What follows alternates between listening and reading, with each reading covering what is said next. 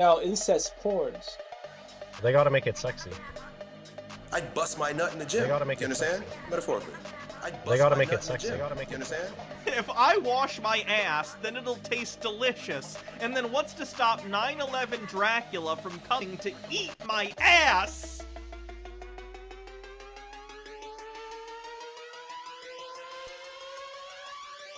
Ahaha, wink wink. I'm part of the secret organization. I don't want to be living in the year 3000 without a conspiracy theorist to make fun of on a consistent basis. Remember penises? Now we all have robo-genitals. Come on, be a part of the robots with us, okay?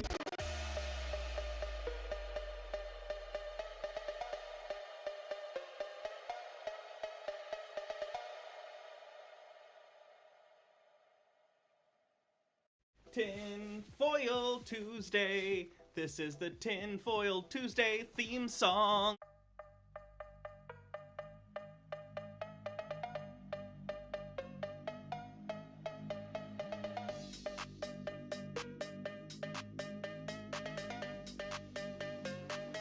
What the fuck is this? CC here. Chris, Westchester County. CGI bullshit. Bud Light bullshit. I don't care. We're all cats, motherfucker. I'm actually a lizard person. What rules? Do not put pee in your nose! You sons of bitches. My poop comes out of my butthole. I can't argue with that. Yeah, okay. They gotta make it sexy. Recently, I've been, checking out incest porns. They gotta make it sexy. I'd bust my nut in the gym. You understand? Metaphorically. They gotta make it sexy. If I wash my ass, then it'll taste delicious. And then what's to stop 9/11 Dracula from coming to eat my ass?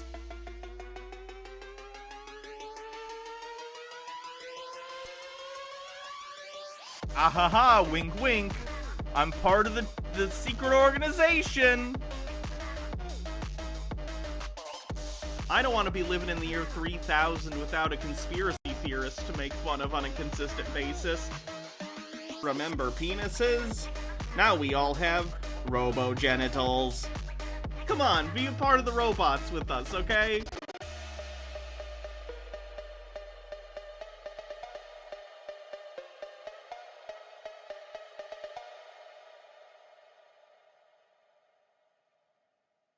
Tinfoil Tuesday. This is the Tinfoil Tuesday theme song.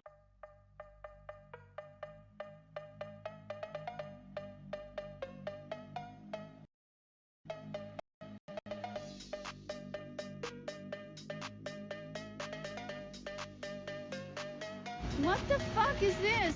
CC here. Chris, Westchester County. CGI bullshit. Bud Light bullshit. I don't care.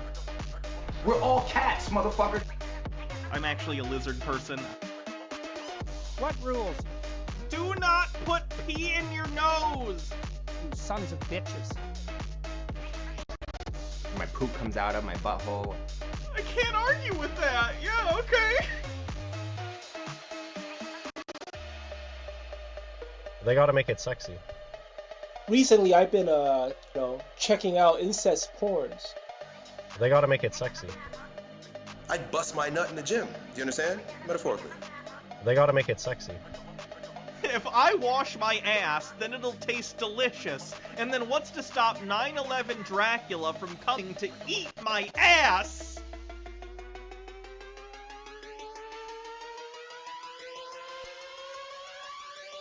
Ahaha, wink wink. I'm part of the secret organization. I don't want to be living in the year 3000 without a conspiracy theorist to make fun of on a consistent basis.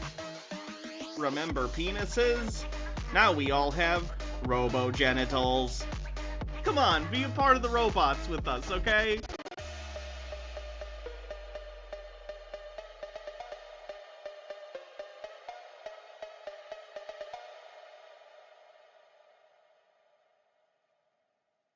Tinfoil Tuesday. This is the Tinfoil Tuesday theme song.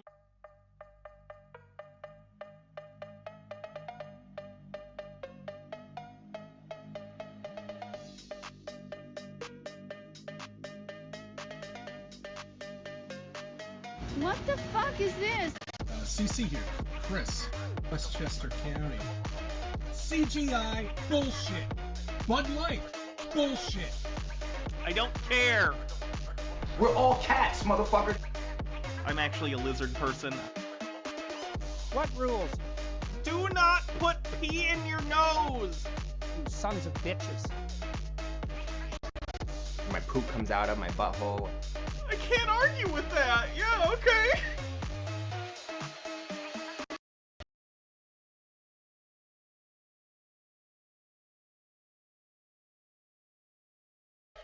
Recently, I've been, checking out incest porns. They gotta make it sexy. I'd bust my nut in the gym. Do you understand? Metaphorically. They gotta make it sexy. If I wash my ass, then it'll taste delicious. And then what's to stop 9/11 Dracula from coming to eat my ass?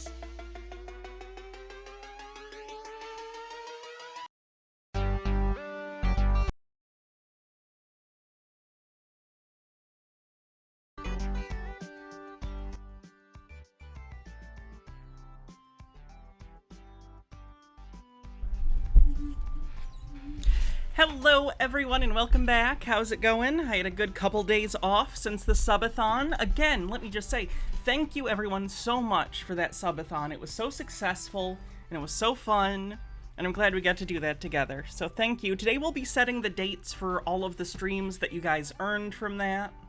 So I'm going to give you guys exact dates so you know if you want to see one of them you can say okay, that's this day at this time and plan for it. So let's see what I missed. We're on a hype train. Little surprised. Honestly, thought you guys were tapped out after that subathon. I appreciate the subs and everything. Demos, thanks for tier 3, or rather, thanks for subscribing for 3 months. Sorry. Gotta get back into reading. It's fundamental. How long does it take to forget how to read? I guess I should ask PP, but that assumes he ever learned, so. Let's see what I missed. Starry Beauty, thanks for gifting a sub. Professor Daddy with 16 months. Starry Beauty, thanks for gifting a sub. Xandrus, thanks for gifting a sub. Bumble Homestead with 42 months says, do you sing to your cats? I currently have one for my dog that's a remix of Overthought's Bottomland, but it's Kittyland for when the puppet gets to go in the room that's normally only for cats. Yes, I do sing to our cats from time to time. Who doesn't? I sing in general from time to time. Bumble Homestead, thanks for gifting a sub. Fennec Kagami says, I just finished a debate featuring 2 people I'll not name, and all I'll say on the matter is I think I know what the problem is, and Hannah, you have my condolences. I'm sad right now. Hopefully I can cook happiness in some tinfoil. Well, tinfoil's nice. I got this. I was gonna wait till like December to show this, but I did get a tinfoil Santa hat for whenever Christmas comes. I'm thinking ahead for you guys.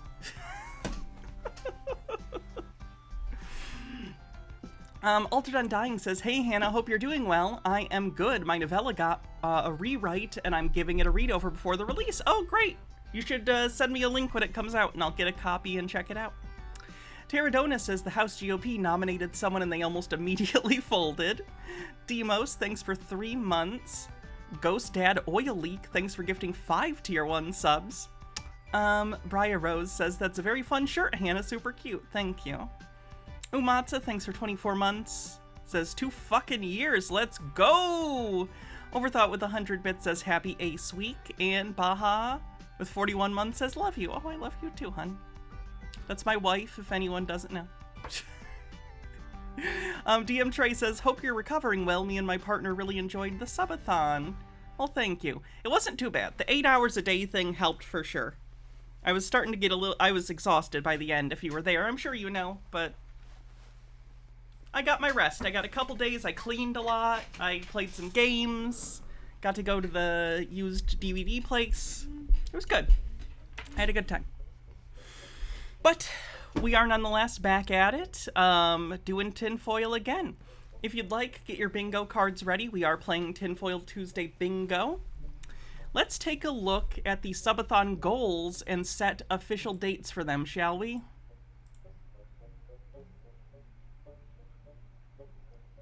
Let me... 1 second. Okay. So, we already did new costume, the first one. Have to go over every movie I own. Let's see what days we're going to do these. These are going to be like this throughout this week. Next week if it bleeds over into it, by the way. So go over every movie I own and say something about each. We can do that tomorrow. Tomorrow's Wednesday. So let's call that the 25th. October 25th at 4 p.m., 5 p.m. Eastern. We'll do 5 p.m. Eastern. You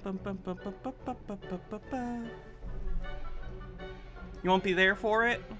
Oh, like, why? Would later work? Would earlier work? I know this is... I mean, I can't ask every single person, because obviously there's hundreds of people, but... Oh, work party? Okay. Well, that's just is what it is then. So that'll be tomorrow. We did the scariest movie moments.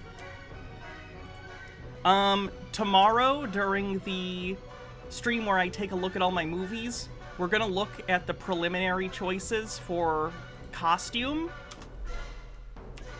So we'll go over that, and then we're gonna actually do the voting for the new costume once we get it down to like 4 choices or so, 4 or 5. We'll vote for that on the Discord, and I'll have that run for a couple days, and I'll get whichever one gets voted for the most. So make sure you join the Discord if you want to vote on the new costume. Reality show binge. Ooh.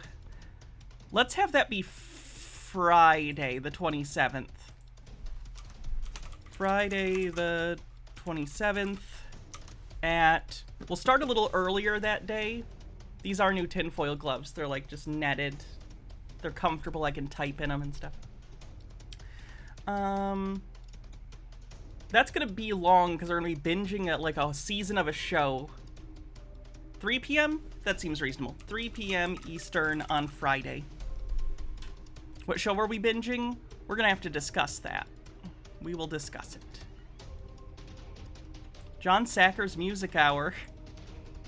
Let's do that on... Let's call it Monday the 30th.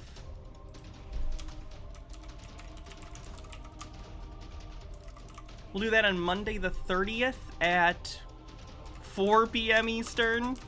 And it'll be, since it's a John Sacker's hour. Yes, I know we have planned Saturday. We have that party, so. Not doing anything Saturday. So Monday will be the John Sacker's Music Hour. It'll be at least an hour of John Sacker's. I'll time it. And then we'll also watch other weird stuff. Bad online musicians cringe along with it. The following Wednesday, which will be the 1st. Wednesday the 1st. Let's make that actually Thursday. I normally take the 1st off. Thursday the 1st. Rem Lazar. We'll start that at 5 p.m. so people can be off work, at least if you're in the Eastern time zone. I'm going to post all of this in a cleaner format to Discord, by the way. I'm just writing this down right now for my own benefit so I can format it better and go over it with you guys later.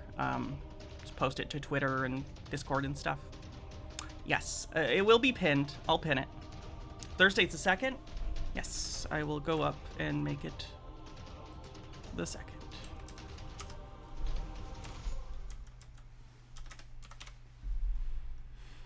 Okay. Quantum Grammar Seminar. Oh boy. Let's do that on Wednesday the 8th.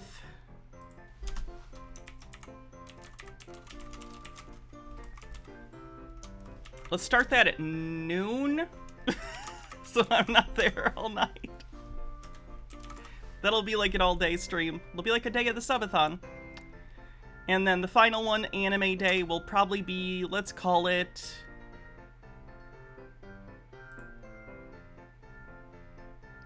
that Friday the 10th.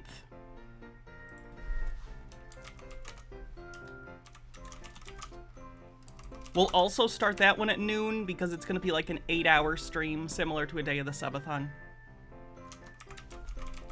Okay. Again, this will all be posted in a better format, much more readable to the Discord later, but that's it out of the way. Yeah, the Christmas music, it's just playing a playlist. Yes. Rem Lazar after getting your teeth pulled. Oh, that's going to be good. You'll be on the good drugs.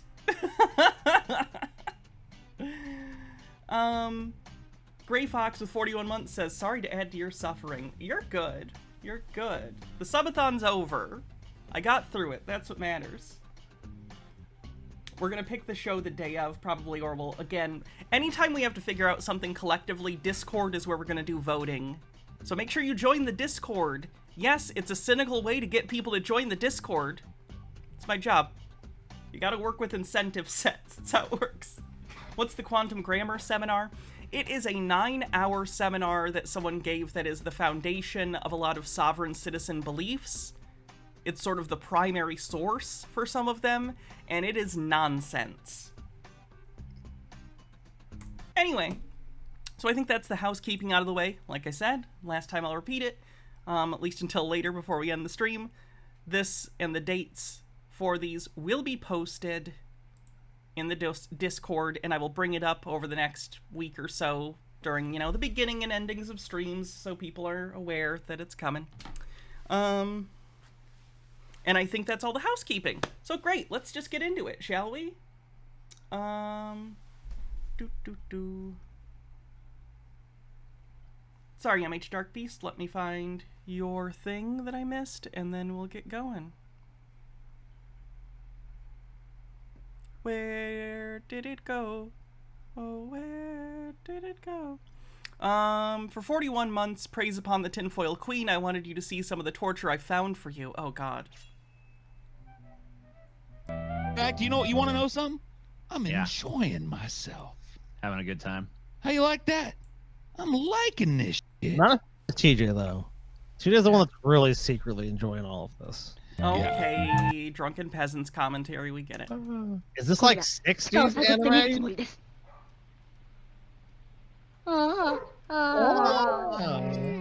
You didn't mean to send that version. It's alright. You can show me on Anime Day. I want it to be a surprise. I want it to be a surprise on Anime Day. That's what's gonna make it special. Sub or dub on Anime Day? I'm fine with either. Like, honestly, dub would be better for viewers, because I know a lot of people watch this show just audio, as if it's like a podcast or something. Makes sense. I do that with stuff too. So dubs would be better, and if they're available, I'm gonna do dubs again, just because that's the format of the show, is usually audio for a lot of people. So that said, if there are dubs, I'll read them, I guess. Anyway, what's my favorite movie TV genre? Sci-fi. Sci-fi and horror. Sci-fi, horror, and adventure, I would say. In that order, probably. Alright, so let's get into it. Yeah, I plan on watching Infinity Pool. I know Mia Goth's in it, and I love her in X and Pearl. So I planned on doing Infinity Pool.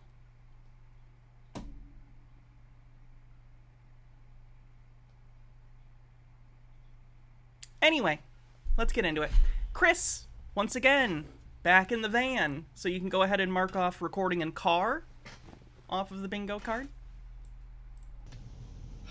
Good morning, good evening, good afternoon, wherever you may be. CC here, Chris, from New York, Westchester County. It's 10/20/2023. And here again, got drenched once again on a Friday. every Sorry, he might be a little loud compared to me. weekend for the last 8 fucking weeks. It's been raining. That's right. That's right. And one of the storms was an extra bonus because the weatherman didn't even know. We just got 9 inches of rain. Old man yells at clouds. He's yelling literally at the weather, so I'm gonna say old man yells at clouds. Down in Brooklyn, 7 where I live, and other areas got 6, 5 inches of rain. No warning, nothing. Now, if that was snow, 1 inch of rain equals, yes, a foot of snow. So that would have been a world record in Brooklyn, right? 9 feet of snow? Oh, shit. But it rained, it didn't snow, so... Why are you bringing it up? Hydrate. Stephen J. Neptune Man says, for a palate cleanser, this is the most insane video I've ever seen. Let me take a look.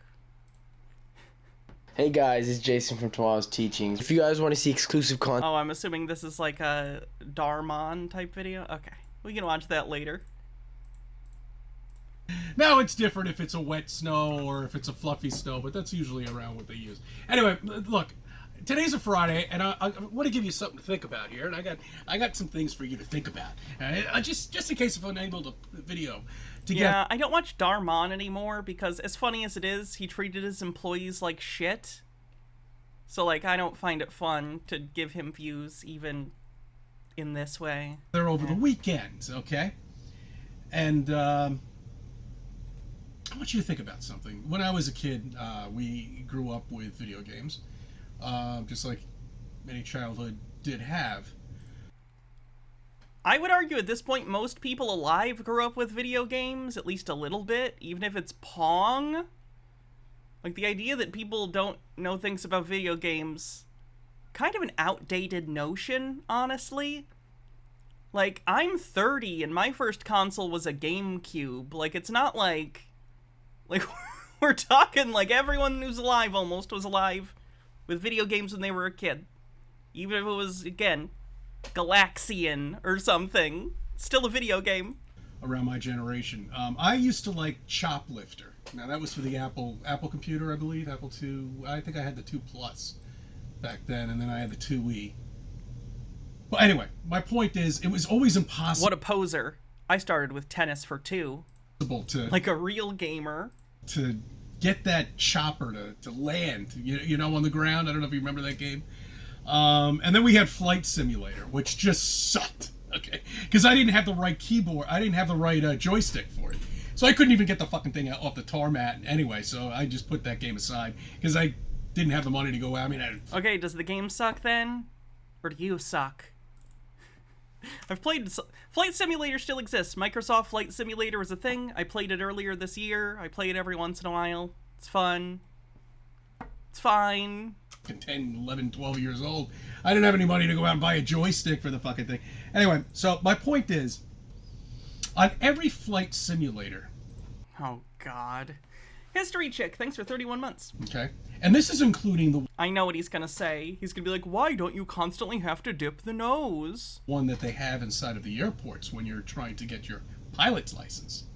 It's funny, because they don't have the Earth moving. Chris, once again, I have expressed this many times. I know you have had this explained to you. I think that's one of the biggest, like, features of conspiracy theorists, is they're unwilling to reevaluate things that they have believed if they're told they're wrong. Like, I think a lot of people are stubborn, and in some sense we all have, let's call it mental inertia, right? We aren't likely to change our beliefs unless we are spurred to change. We don't like our beliefs to change, right? I think this is like quadruply so for conspiracy theorists or something, because you can tell a conspiracy theorist a million times a clear explanation with sources as to why the thing they're saying isn't true, and it's like some kind of selective amnesia will take place, and I don't know if this is conscious or unconscious that they're doing this, but it's like they forget you ever debunked it. Folding Ideas recently, in his video on meme stock people, had a really good visual metaphor for this, in which he described the conspiracy as a jar full of little, like, rubber balls, and, like, The conspiracy is the whole thing. It's a vessel for all these individual claims and beliefs. And they'll take them out and present them to you, and you can debunk it, but it doesn't matter. They're going to put it back in the jar.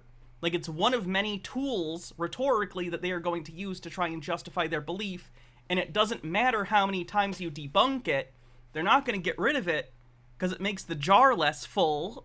They need it in the jar. Alright, drive safe, Baja. Why is that? Because that is...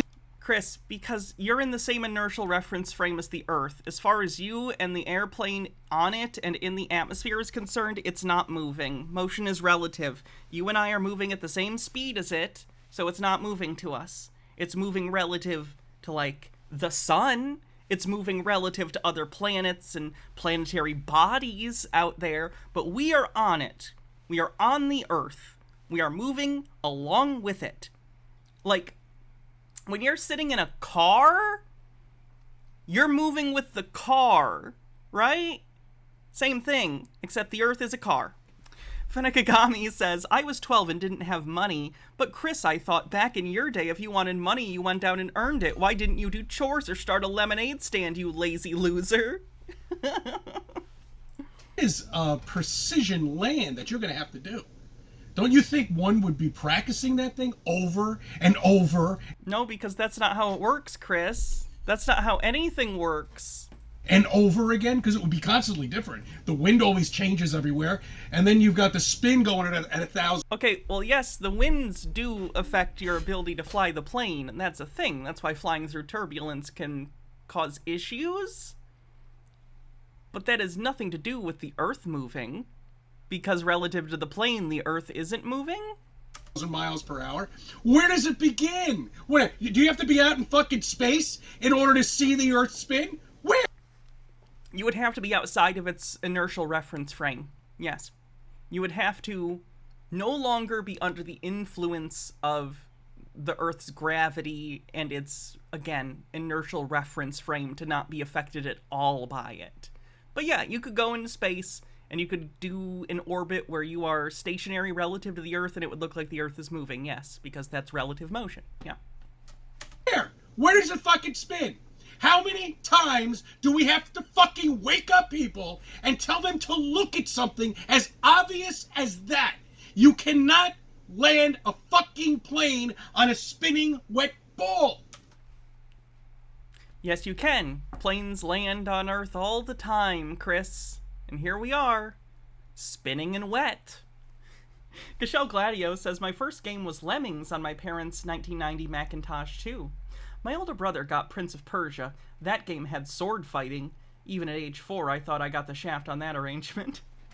Rublum says, I bequeath these biddies to Hannah as Cece has inspired me to drive to New England, summon an elder god, and either be thrown into space or warped to the great library of Saleno. I wish you luck. Try not to get any paper cuts if you go to that library or whatever. You can't! Wake up! It's impossible! You cannot predict the weather! And yet, meteorology is a whole field of study. Isn't that interesting? Isn't it interesting how I'll look at weather reports developed based on meteorology, and they're usually right? There's a margin of error, of course, like with anything. But no, it's actually pretty good, all things considered. We have pretty great, like, progress in terms of our ability to sense changes in the atmosphere that might indicate coming storms or different conditions. We know how that's, well, when I say we, I mean meteorologists and humanity as a whole because of the contribution of meteorologists. Again, the aversion that a lot of conspiracy theorists have to the idea that there are people with expertise that you don't have or I don't have, the reverse to it. Yet that's how the world functions, based on people having specialties. Sorry! Fenekagami says, even if that was how it worked, the fact it's not in a game doesn't prove your point, Chris. It's a simulation. Does the fact most games don't have food and shit mechanics mean we don't need to eat and shit? Also, my first game was OG Mega Man and Mario and Donkey Kong on the NES. I am personally very upset that Mario doesn't shit. He's a plumber.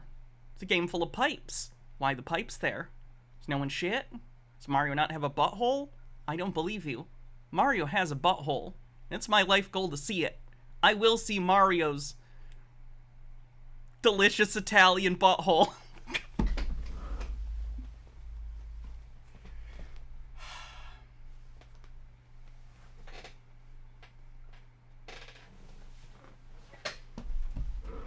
Hannah regrets what she just said on the bingo card. From anywhere on a spinning wet ball. It's impossible. Especially 5 days, 7 days, 8 days in advance. You would need a degree. Yes, you can get a degree in meteorology, you stupid bitch. Does he legitimately not know that meteorology is a thing? This is amazing. Let me go back, actually. 5 days, 7 days, 8 days in advance. You would need a degree. Correct. Yes, you're getting it. Yes. Chris, you almost get it. Meteorologists do have degrees. You understand that meteorology is a thing, right? Oh my god. Meteorology is a whole ass field of study. Holy shit, Chris. Holy shit. What? Do you think we're just making shit up? You think the term, like, weatherman or weatherwoman, like, back in the day, more likely, I could see them just being like, oh, you know, I just read this and we pull it from wherever. Bigger markets do actually have meteorologists that are like, yep, I'm a meteorologist, and they can look at the data themselves and know what they're doing. Don't get me wrong, they're also media personalities, so that's a thing that they do, and they're not probably as knowledgeable as people who specialize in meteorology in the academic sense, as much as they use the field to communicate things to people. I just don't get it. I don't get why he thinks if he doesn't get something, no one does. I don't know how brain surgery works. I don't know how to set a bone. I don't know how to develop a cookie recipe, because I don't know the chemistry of different baking ingredients. But I also know that other people do know how to do those things. That's how society functions. My role is I know how to shit post on the internet. We all have our gifts. Fennikagami says, my cousin has a meteorology degree. He's the family weatherman. First name bunch of numbers says, can't wait to see Hannah's next short. I'm sure she'll get lots of new subscribers. They actually have been doing really well. Like, the shorts have gotten a bunch, like, my, like, rate of subscriber growth is great. I gotta start. I took a few days off and wasn't uploading them. I gotta get back to it again, because they've been really effective. Keep liking them when you see them, please, if you would like to help the channel. H. Baird says, WRT Mario's digestion. We all assume the flour gives him the ability to shoot fireballs. How do we know the flour isn't super spicy and Mario's squeezing out? You know what? Never mind. You know, thank you for backing up on that. Thank you.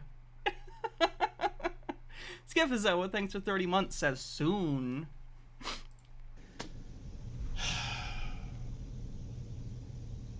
I mean, it's just ridiculous. They just don't get it. They don't get it. Okay? They don't see the obvious.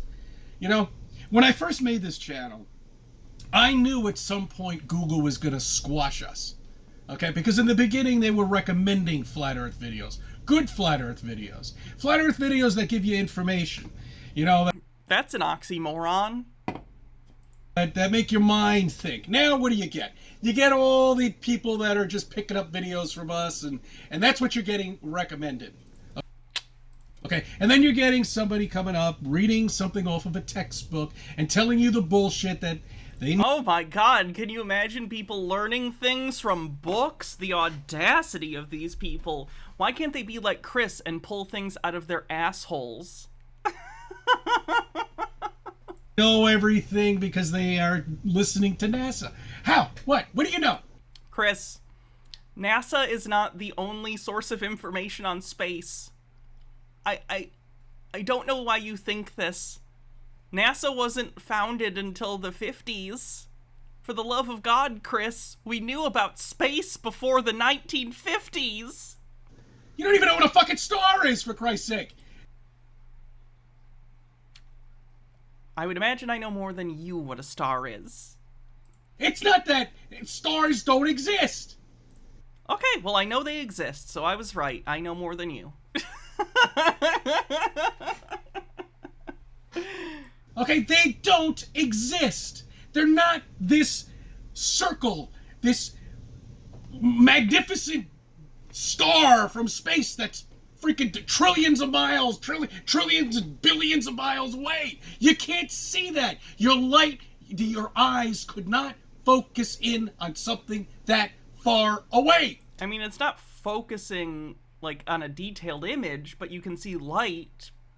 So yes, you can see light.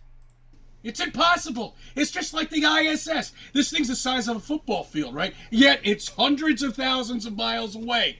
Okay, something that big, you're going to be able to see that many miles away.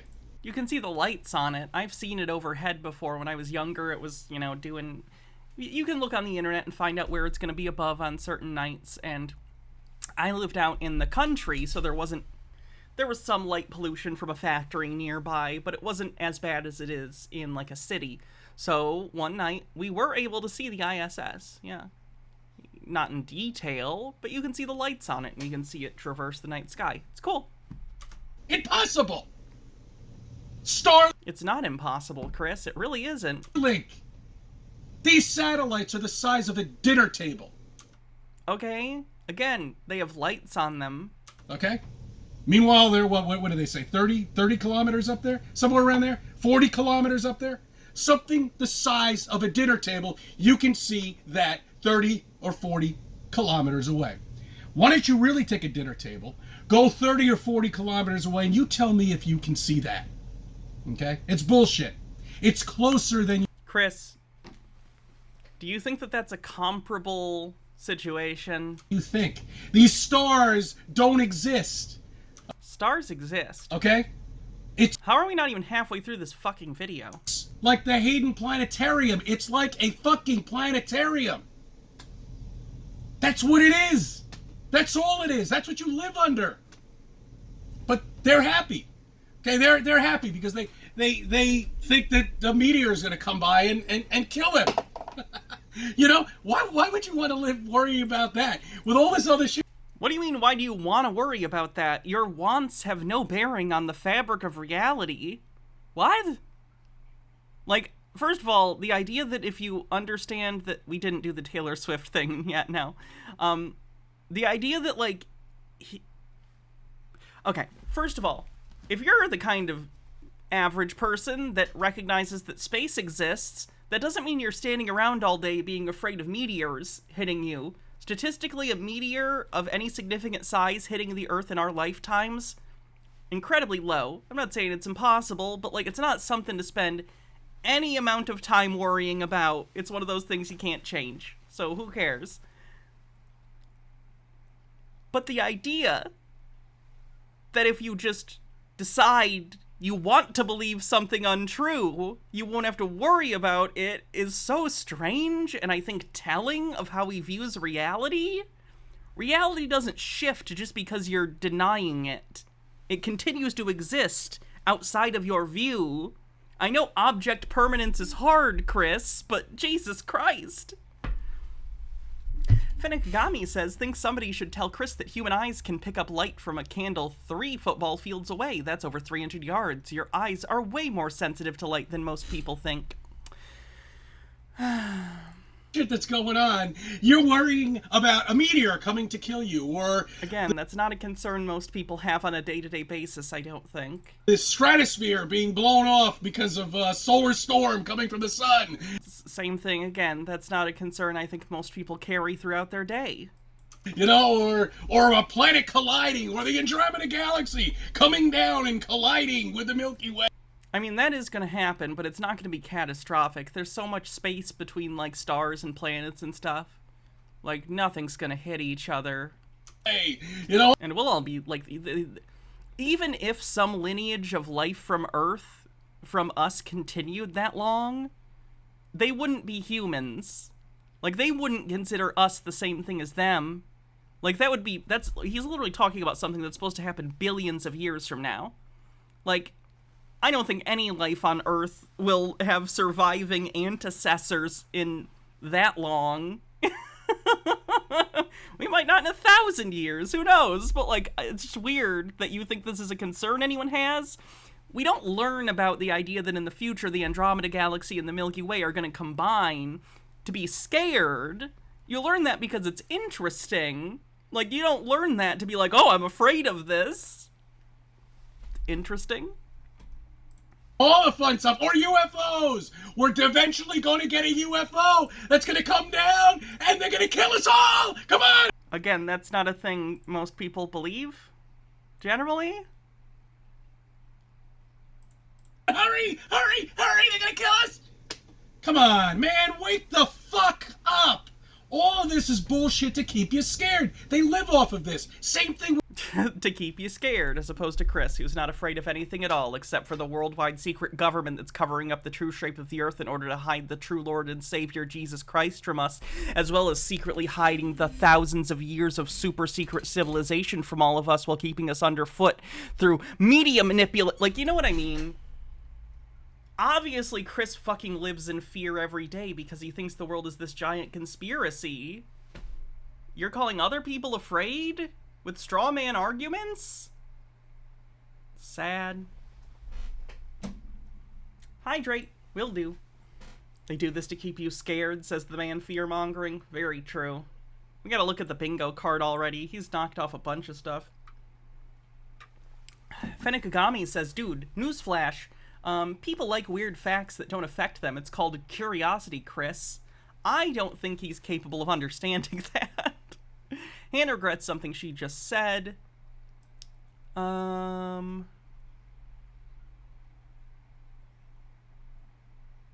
Weather control. I think he's implying... Well, no, I shouldn't say that. He didn't say that. That's my...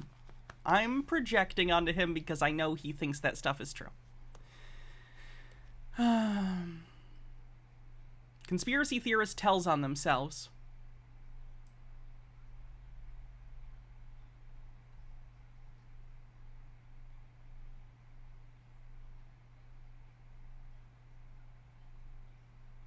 Sky is fake. You're living in fear.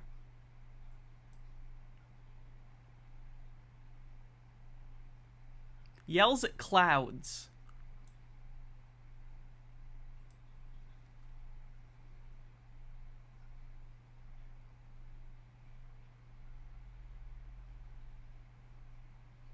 Incorrectly believes evidence is self-evident.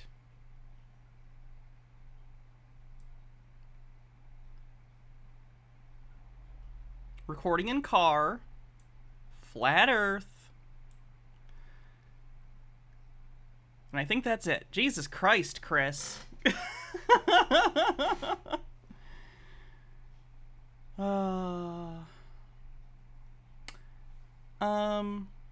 Rory Connor 1234 says it's repeat visual messaging to vulnerable audience that eventually results in indoctrination of conspiracy in vulnerable persons. I think that used to be more true. For instance, like algorithms of YouTube and stuff used to push people further down conspiracy rabbit holes. These days, I think it more so does right-wing rabbit holes, which inevitably leads to conspiracy rabbit holes indirectly. But I think it's a little more difficult. I don't know. First Name Bunch Numbers says they make up a fake bullshit for you to be afraid of to control you is a hell of a take coming from a guy who regularly repeats right-wing talking points about how immigration will totally destroy the country. Yeah, he does that. He does that a lot. With Halloween, I'm not going to celebrate this satanic shit that they do. Satanic on the bingo card. Satanism. A, not scary. B, Halloween, not satanic. So you're good. Russell Brand and his flock of followers. Oof. Chris predates Russell Brand going mask off. And it's getting worse now. You know, I just passed one of the local movie theaters. You know, the local movie theaters that are in town. You know, a small theater, you know, whatever. But they're kind of cool. Saw 5. I mean... Saw 10 is out, which means he doesn't know the difference between a Roman numeral 10 and a Roman numeral 5. Saw 10 is out. Saw X, because X is the Roman numeral for 10. So he doesn't know that an X is 10 in Roman numerals and a V is 5 in Roman numerals. It's putting it out there. Also, Saw 10, best Saw movie since Saw 6. Check it out. What? Check it out. 4 stars. The Exorcist is back? I mean, can Hollywood just... They don't know what to do anymore. Oh wow, hot take from Chris. Can you believe all these remakes? What is this? Is Type 5 in the movie in the year 2010? We know, Chris. We know. They could be playing old Saw movies. If they were playing an old Saw movie, I don't think they'd be playing 5. 5 is not one of the best. I think if you were going to play a Saw movie, you would play either Saw 1 or 2 or 6. End of list. Peak of Hollywood happened about a decade or two ago, and it's just gone downhill from there. I never saw that. I don't think I saw the Terminator movie. I totally forgot about that. I wanted to see that one. I never saw it. Was it 5, 6, 7, or 8? Oh yeah, that's right. They ignored all the other ones, and this is a continuation of the original second one or something. So it was 3. Who the fuck knows? Oh, you're right. I apologize. SAG-AFTRA is still doing their thing. I revert everything I just said. Don't see movies. I don't know. I forgot about it. So at the very least, I'm not supposed to promote them, and I apologize. I'm sorry. Cashel Gladio says, literally believes in a demon king who holds domain over a fiery torture dimension from which he wages a psychotic war of deception and manipulates to corrupt the souls of mankind, but not afraid every day of his goddamn life. So, that's it. You never seen Saw? I guess I'm not gonna watch it. That's fine. You see all of the shit that's going on, okay, with the politicians, with what's happening across over there, all these wars. You see, everything was planned, okay? Don't you understand that? You're gonna have to explain what you mean by that, Rory. Like, people end up in echo chambers, but it's not the result of, like, some concerted effort, generally. People self-select into groups, in a lot of cases, for conspiracies in particular, and then they become echo chamber communities that are loosely connected. Like, it's not that there's someone going, we need to do this thing. It's literally just the result of a lot of systems at play without intent. Finikagami says, this is why the writer's strike was important, Chris. Creatives taking power from the studios means now maybe we can get new IPs instead of soulless remakes. All right, Chris, you hate unions. Everything was planned for this. For another thing to keep you thinking about something else. Oh, they're not mentioning the immigration problem now. When you're in chat, I understand. Here's the general rule. I understand that when people say things like, for instance, the chat that just said, Jew conspiracy? I understand that you're asking because we're watching conspiracy theorists, and you're asking if that's what they think. Usually, there's a lot of anti-Semitism and conspiracy theories. Can you please word your messages so that in isolation it doesn't make it look like I have a chat full of people anti-Semitic? Like, think about your chat and think, if someone came in right now and had no idea what we were looking at, what would this message look like? Thank you. JP Black, thanks for 24 months, says, woohoo, 2-year anniversary. I know. 2 years for you, wow. I've been doing this for like 4, Jesus. Anyway. Oh, it's war now. Okay, there you go. So we're not going to focus it on that anymore. Nah, it's not important. They're still coming in. They've done shit about that. They're still coming in, but we now got to talk about this. Got to talk about... Don't you see the play script? Okay? This is the play script they've been playing you all of your... Predictive programming on the bingo card. Fucking life. The only difference is now it's on turbo. Okay? All right, it's like every month, every week, there's something going on. Yeah, sure, you have that dud area during the summertime, but that's because all of them are on vacation. They're out there in their summer houses out there in the Hamptons and all that shit. You know? They're going to ramp things up, and they ramp it back up when school starts, and then they starts getting some racist stuff in there, white cop. I'm sorry, does he think that there's no such thing as racism and that it's entirely manufactured? Holy shit. Hurts somebody of a different race. You know, it's the same shit.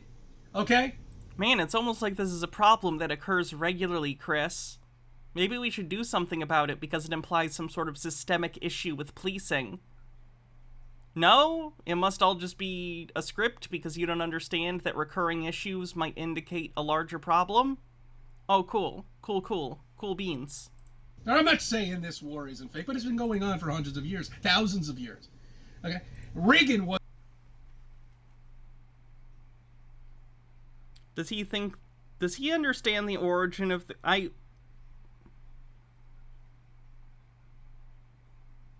I feel like he probably genuinely doesn't understand, like, the origins of the current Israeli-Palestinian situation, which doesn't surprise me. He doesn't know how clouds work, so, like, I get that topics are hard for him. Roy Connor says, propaganda is repeat visual messaging through multimedia of selective facts to indoctrinate, such as Trump deployed. I guess, sure, yeah, yes. But, like, there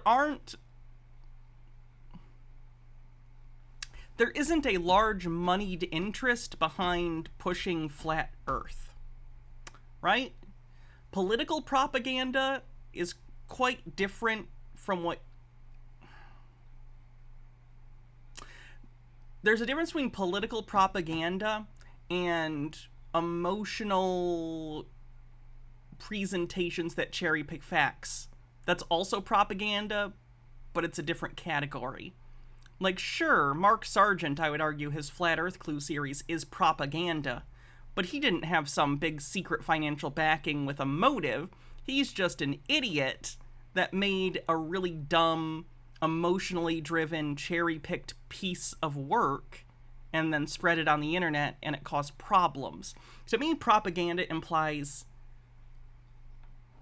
intentional deceptive intent, whereas a lot of conspiracy theorists, they're not intending to deceive, it's that they themselves have been victims of deception, either at the hands of others or at the hands of their own biases. And in doing so, they think they're doing something right. They think they're speaking the truth, and in doing so, they're accidentally spreading further lies to more people. So I don't think it's as easy as just calling it propaganda and having it be a day, because the implications of that don't lend any responsibility to, I don't know. If anything, they lend all of the responsibility on people like Chris and people who taught him, who were maybe taught by other people, when a lot of the time, again, it's unmotivated systems that push groups of people statistically towards particular paths, pushing conspiratorial people further down conspiratorial rabbit holes. I don't think people are sitting there and going, ha ha ha, we need to do this because evil. I think there's people sitting there going, we're a social media company and we make money when people are on our website and viewing ads. So we need to keep people here as often as possible. Let's get an algorithm that keeps people here as much as possible and shows them more of the things that do keep them here. So if you're already predisposed to conspiratorial thought, the second that the algorithm figures that out, it's just going to keep serving it to you over and over. Like it might serve a different person cat pics or funny videos about movies. This person likes conspiracy, so that's what they keep feeding them. It's almost worse. It's not immoral, it's amoral, which is immoral. The intent is amoral, the effect is immoral, if that makes sense. Intent versus result. Wasn't able to even control them. You think this bumbling idiot Biden is going to be able to do anything? No! Same shit. Okay? These people are animals. We know that. You know that. They're terrorists.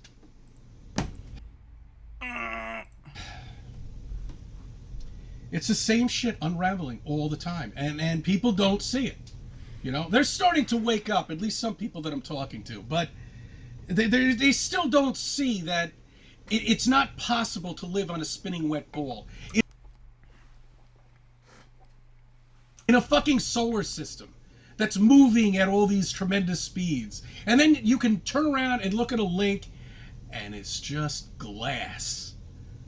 Okay, that's impossible on a spinning wet ball.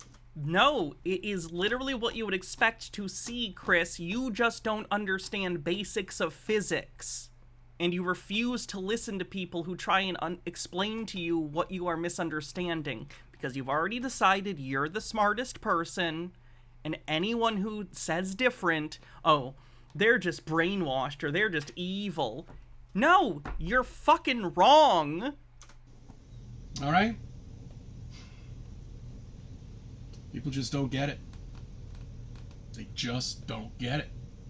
Eventually they will, and then all of a sudden all of this is going to come crumbling down. Every king... Any day now. This is the crux of so many conspiracy theories. It's maddening when you see the pattern. You start to see it everywhere, like you're Neo in the Matrix and you're seeing the code for the first time. It all comes down to, I don't like the way the world works. Often there's a grievance with some sort of progressive politics, either economically or socially, in which they are racist or xenophobic, or they're misogynistic or homophobic or transphobic.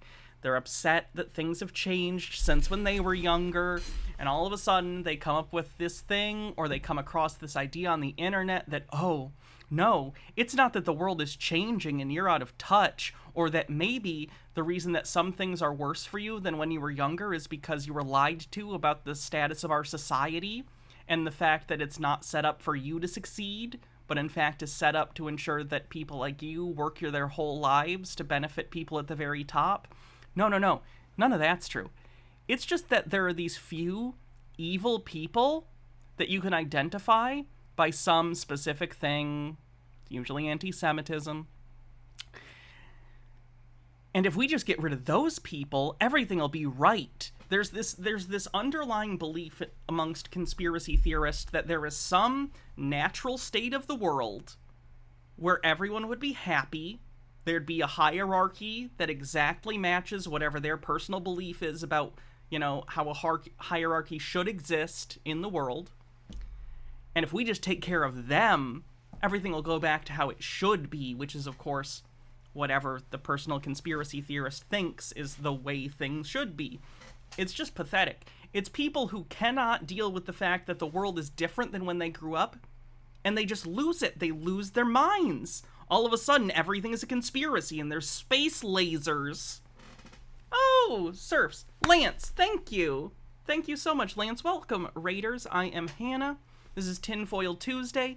Every week we take a look at different conspiracy theorists and conspiracy theories, and we talk about their origin, debunking them, commonalities between conspiratorial beliefs, conspiratorial thinking in general, and just fun.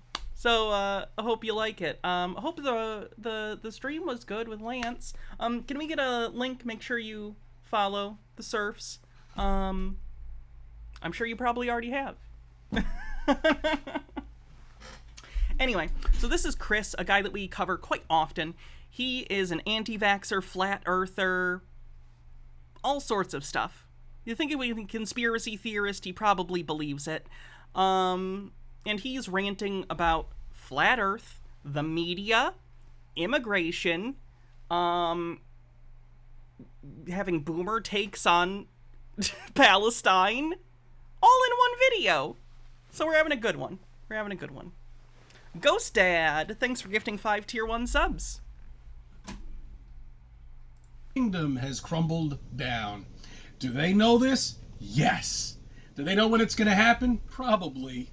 They probably know. Because it's been scripted. Who are they? Rockefellers? Who knows? Whoever they are, you'll never meet them. Just like George Carlin said. Okay. Oh, God, fucking George Carlin. If George Carlin knew people like this were using his goddamn words, he'd probably laugh.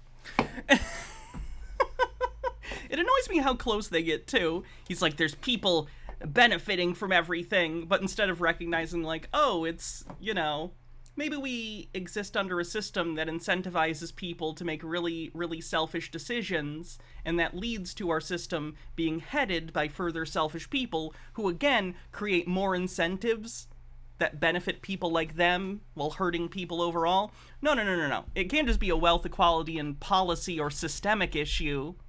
It's just like a group of individual people that he can specifically pinpoint. I wonder what he's using to pinpoint. It's almost always anti-Semitism. If you haven't seen my streams before, I'm sorry. I'm really sorry. When we cover conspiracies, it's super fun, and then all of a sudden someone will say some super anti-Semitic shit, and it's like, well, we hit the conspiratorial bedrock. It's always anti-Semitism. Mr. Whiskers, thanks for gifting a sub. Rory says, the difficulty is that not every vulnerable person exposed to his repeat visual messaging over multimedia has informed counterfactual narratives such as your dictating. I guess. The thing is, I don't even know how to explain this other than people that I view in all sorts of different conspiracies see the world, see how complicated it is, and in fairness, they're not wrong. The world has gotten incredibly complicated, and I was born in the mid-90s, so I wasn't really even paying attention until after 9/11. I imagine if you're Chris and you grew up in the 70s, 80s, stuff like that, the world now must look incredibly different, and the rate of change probably is a little startling because a lot of things have changed. But instead of recognizing that, internalizing that, and learning that change is a part of life, and as a human being, you need to be able to work with things, learn new things, understand that you don't know everything, and that when people come to you or groups of people come out and in broad speak like, hey, for instance, I'm trans. Trans people having more of a voice and saying, hey, please don't treat us like shit and make fun of us. Like we're just trying to live our lives. You should be able to listen to that and go, oh, okay, cool. You're not hurting anyone, so cool beans. Cool beans. Chris, on the other hand, can't handle this. It hurts his ego. It tells him there's things he didn't know. It tells him the world is different than he already thought, and that makes him scared. And because of that, he has to retreat into the cocoon, into the shell of a false constructed conspiratorial reality, in which, no, it's not that I didn't understand everything. It's not that the world changes. It's not that my personal beliefs about things aren't objective fact. No, it's everyone else who is wrong.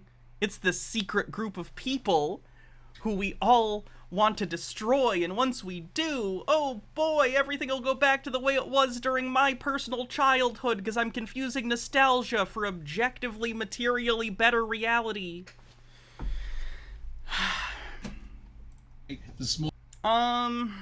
I don't know if that's... I'm trying to remember if Chris has said anti-Semitic stuff outright before. It helps me determine if it's thinly veiled or if he's just an idiot repeating accidental thinly veiled stuff.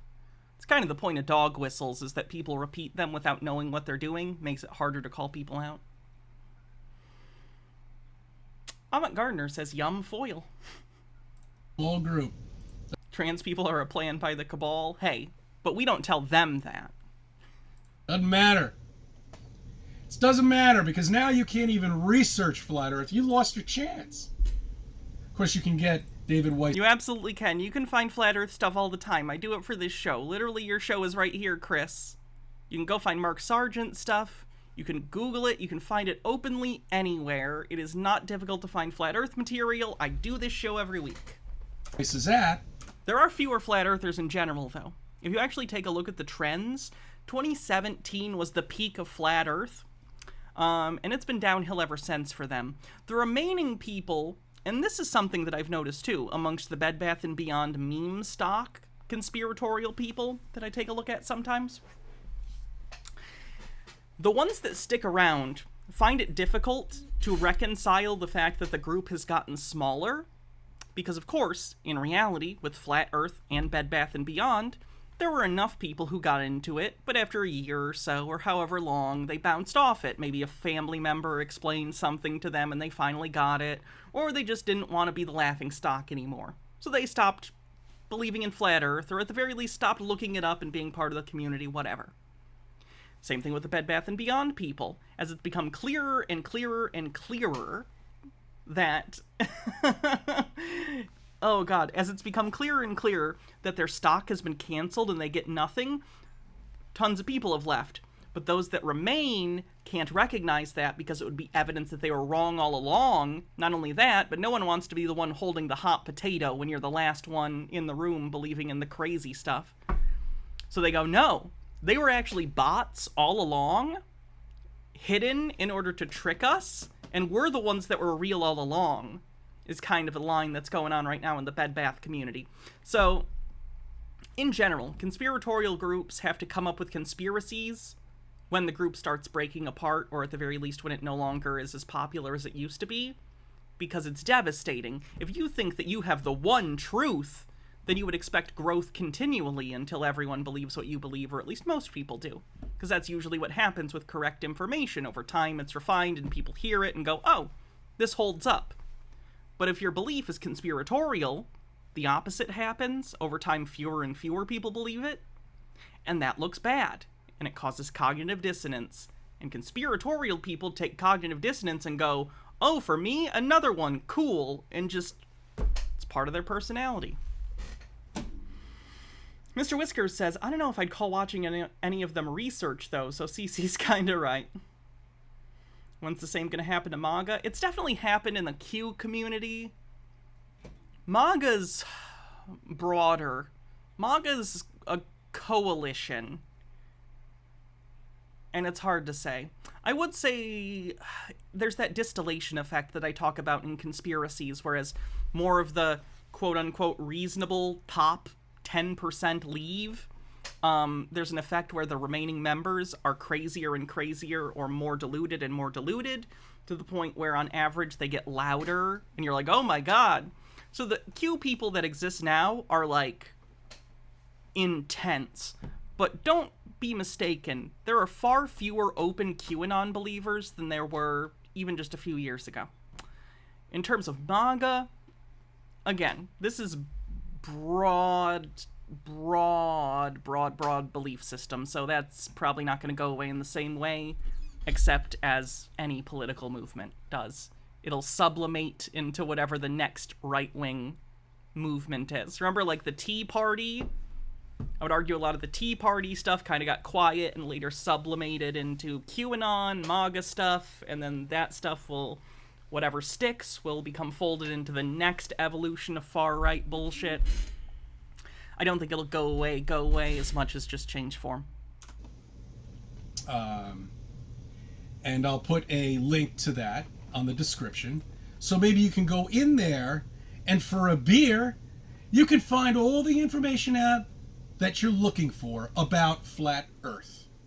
Instead of going on Google or whatever fucking search engine you use now, they're all the same. They're all owned by Google, or eventually will be. So Google owns Google?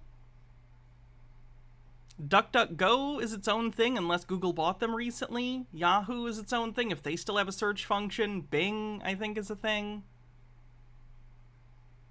I don't know other ones, but, like, there are other search engines. So they can suppress all the news from you. Thus the laws of thermodynamics are preserved. All right? And that's the problem. They're only going to show you what they want you to see. Or what they want you to see. It's just like the media. If people can't see through the media now, well, then you're fucking lost. If you're sitting there looking at the media, okay, any of these top freaking media stations, and you believe that shit that you're seeing on TV, you, my friend, are beyond done. Okay? Beyond done. Oh, God, you know. For those who are here from the raid, Chris doesn't believe that the Ukraine situation, that the war in Ukraine is happening. Like, not that he's just one of these people who, like, supports Russia. He straight up doesn't think it's real.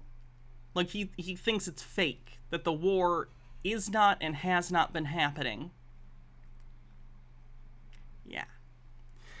Oh, I heard us. Rory says, I'm worried about the reaction of MAGA when Trump is convicted last time they stormed the Capitol. First of all, you're assuming he's going to be convicted. I hope so. But I'm going to be honest, I'll believe it when I see it. Secondly, fuck them. Fuck them. They can do whatever they want. And then there will be consequences for their actions. That's life. I can't stop them from being idiots.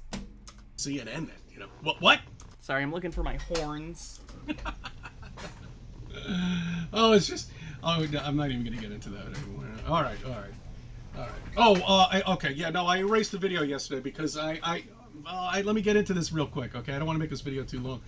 For some stupid reason, I have so many things on my fucking mind. I just got my new car. I had to put so much fucking money down on this thing, more than I wanted to, but who cares? You know, you get fucked when you go to the car dealership, don't you? They tell you one thing, you go in there, and hey, surprise! It feels like he's trying to be Bill Burr, doesn't it? Just like older.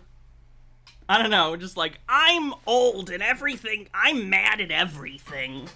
And that's not to say Bill Burr's never made me laugh, but like I tried to watch a little bit of a special of his the other night, and I was like, holy shit. This is such like old guy bullshit, like, did you know I hate my wife? Oh my god. Great. It's alright, it was partially my fault. But anyway, look. I confused North and South, okay? But you should know what North is. You know, the North Pole? Yeah, that's right. That's where Santa Claus lives, right? That's what you were told as a child. And then when you become an adult, you learn Santa Claus doesn't live there. Superman does. That's where the Fortress of Solitude is, obviously. Why would they make up such a ridiculous story? Why are we... Chris, collective cultural myths exist for a variety of reasons, but also if you're asking specifically for the North Pole one, I can't tell you I know the exact etymology of the North Pole thing, but I could give you a couple guesses. Let's see. Santa Claus, Sinterklaas, Papa Noel, whatever the fuck you want to call him, Santa is sort of a magical creature of winter time, of a winter celebration known as Christmas. And in the Western world, Christmas generally means cold weather and snow, right? So like in Europe, in like Western Europe, and then later the Americas, where these traditions were popularized and changed over time, and then picked up by America's, capitalist Coca-Cola Christmas machine. By the way, I like Christmas. I'm not just being cynical and acting like I fucking hate Christmas. I'm just talking about this generally. I love Christmas. And it's weird bullshit. I love you, Coca-Cola Santa. Anyway, got picked up by that, and then kind of America's global hegemony took care of the rest, and then this image of Santa Claus we have from the 20th century became the primary vision of Santa. So Santa affiliated with, again, wintertime celebration. Where does Santa live? Oh, Santa lives, somewhere that a child could never reasonably ask to go visit, because again, adults in the room know why you can't go visit Santa, because obviously he's very busy all year, and as much as he loves children, he just can't take the time to let them visit. That's why he's in the North Pole. And also, it's wintry. It's thematic. Oh, it's the North Pole. You know, in the Arctic where it's snowy all the time, Santa, mascot of the winter holiday most people celebrate in America and Western Europe. Oh, he lives where it's wintry all the time. Like, how don't you get this, Chris? Like, this is not hard to understand.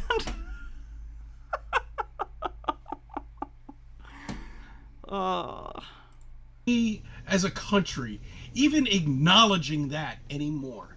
And going as far to say that NORAD is actually tracking Santa Claus up. That's actually a cute story how that happened. There was a Santa tracker thing that some place was doing for fun, and they accidentally printed the number wrong, so it was the phone number for NORAD.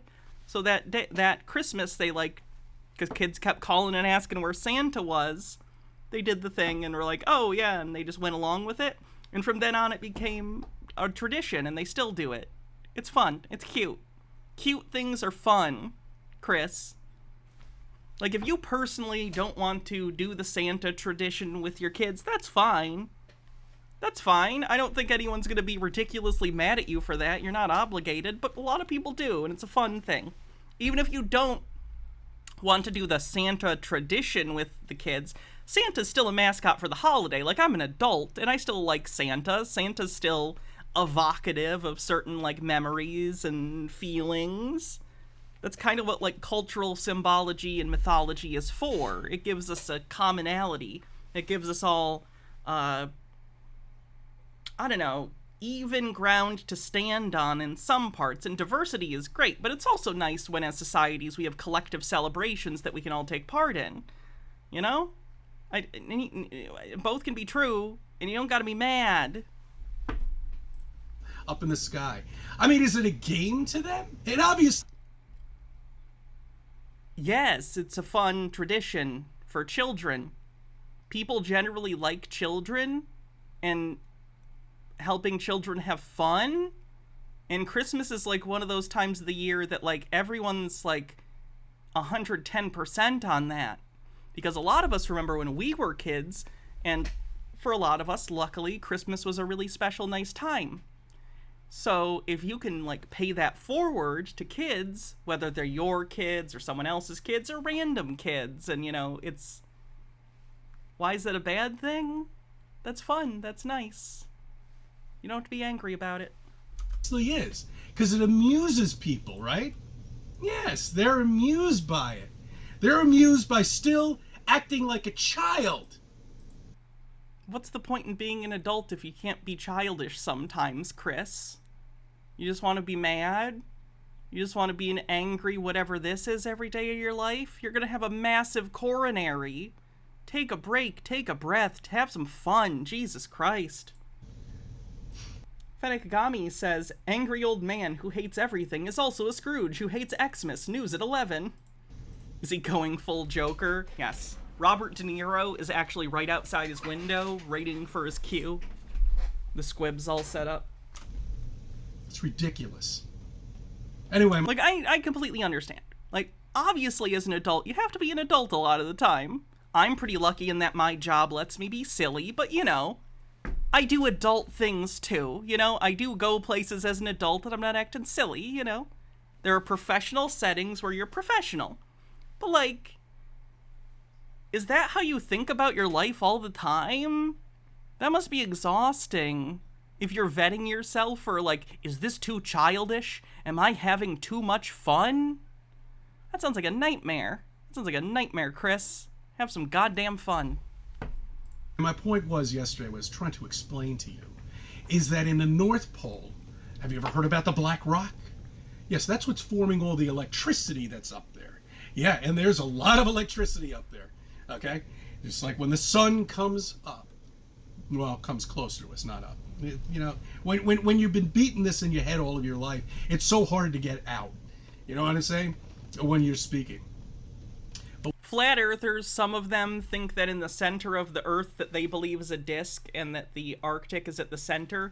They think that there's a giant mountain like the size of like Everest, but made entirely of ferrous material, magnetic material, ferrous material. And they think that's why compasses point north, is because they're all pointing towards the big magnet mountain. I didn't make it up. They did, okay? Please don't judge me for the thing they made up. I'm just the messenger. Steichen Time, thanks for 3 months. Is glad to see you, Hannah. My 3-month sub anniversary. Yay! Third of the way to a sub, baby. But when the sun is coming closer to us, okay? Ferrous is just iron? Okay. Okay. That's when the electricity just goes nuts. It's you know, it really does. It's like a halogen lamp, almost. Halogen? In a way. Like, it's not, but like, I think you even said that weird. And it's incredible. They've done so many experiments on this, at least we have. You know, I mean, it's an amazing place that we live on here. And it's amazing to me that people can't see it just because they've been told as a child, because they had this planet in front of them, this fake fucking globe that even says underneath it that this is not what it, you know, real at all. I mean, it's classroom globes don't say that, Chris. What he's referring to is This has become a meme amongst flat earthers because they're stupid and don't think about anything. MH Darkbeast with 41 months says, "Hey Hannah, sorry to send you the TJ version of that messed up anime, but it's absolutely going to be glorious. Also, RE saw X, I don't do eyeball stuff due to large Marge as a child. Vacuum pump trap is yikesy." I feel you on the large Marge thing. So, there are some pretty popular viral videos of flat earthers going into like a Walmart or a Target, and they'll find, I'm sure if you've been in a store with like a home goods section, you've seen something like this, decorative globes. Now this, of course, isn't a real globe in the sense that it's actually accurate. This is a decoration. This is a decorative globe that you stick on a desk or a shelf or something because you think it looks cool. You know, it's a little... Humans like our little trinkets. We like little objects that we can have and be like, ooh, look at the thing. Look at this thing I have. It's neat and has stuff and you can do this. People like stuff. Look at all my stuff. People like stuff.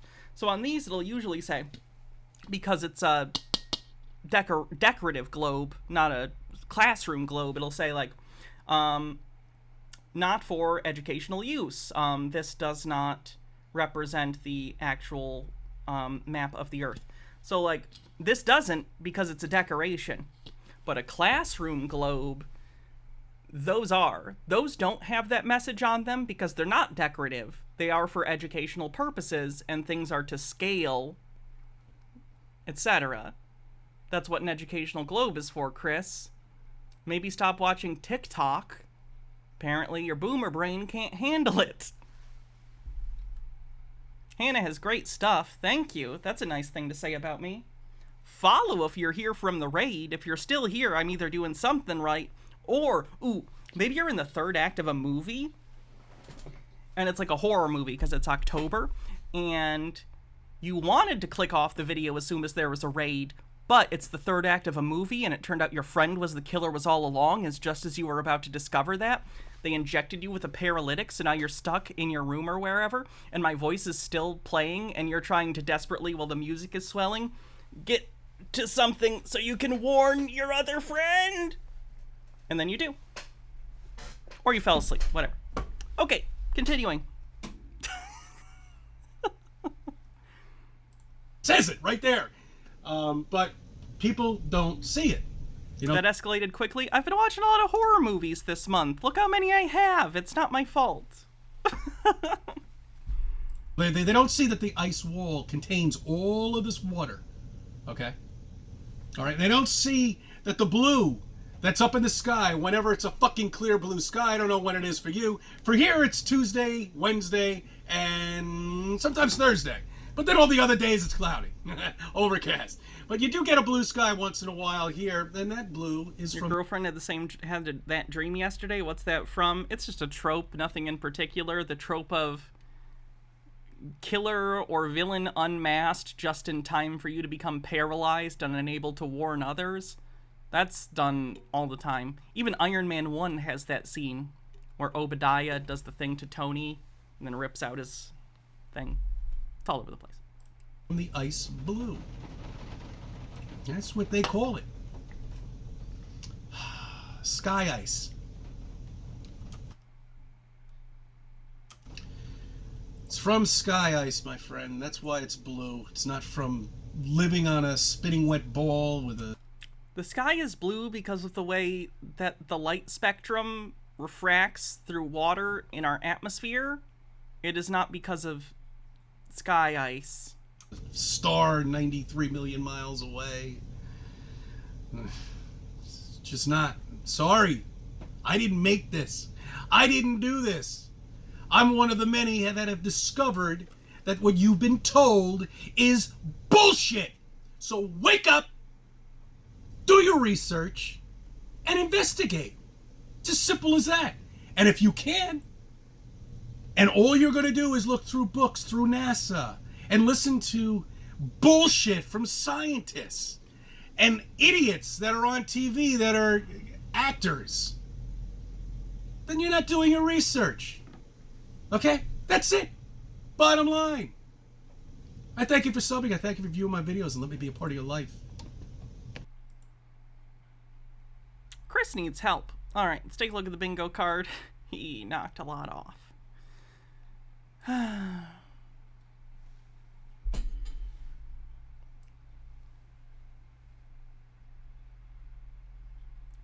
Misunderstanding of the scientific method. Predictive programming. Do your own research.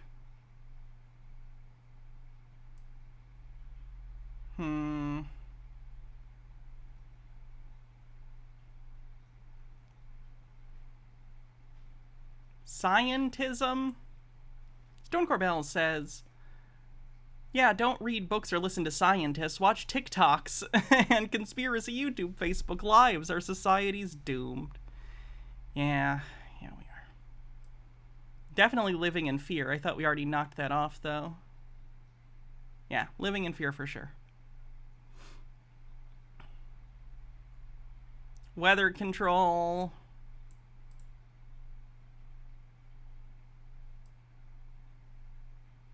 No, he knows he's in a minority and it makes him mad. Hannah mentions Blu-rays. I did. God damn it, I just can't stop myself. It happens, I guess. Nah, not exasperated. Not quite.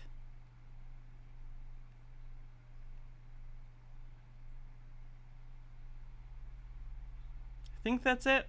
Oh, satanic.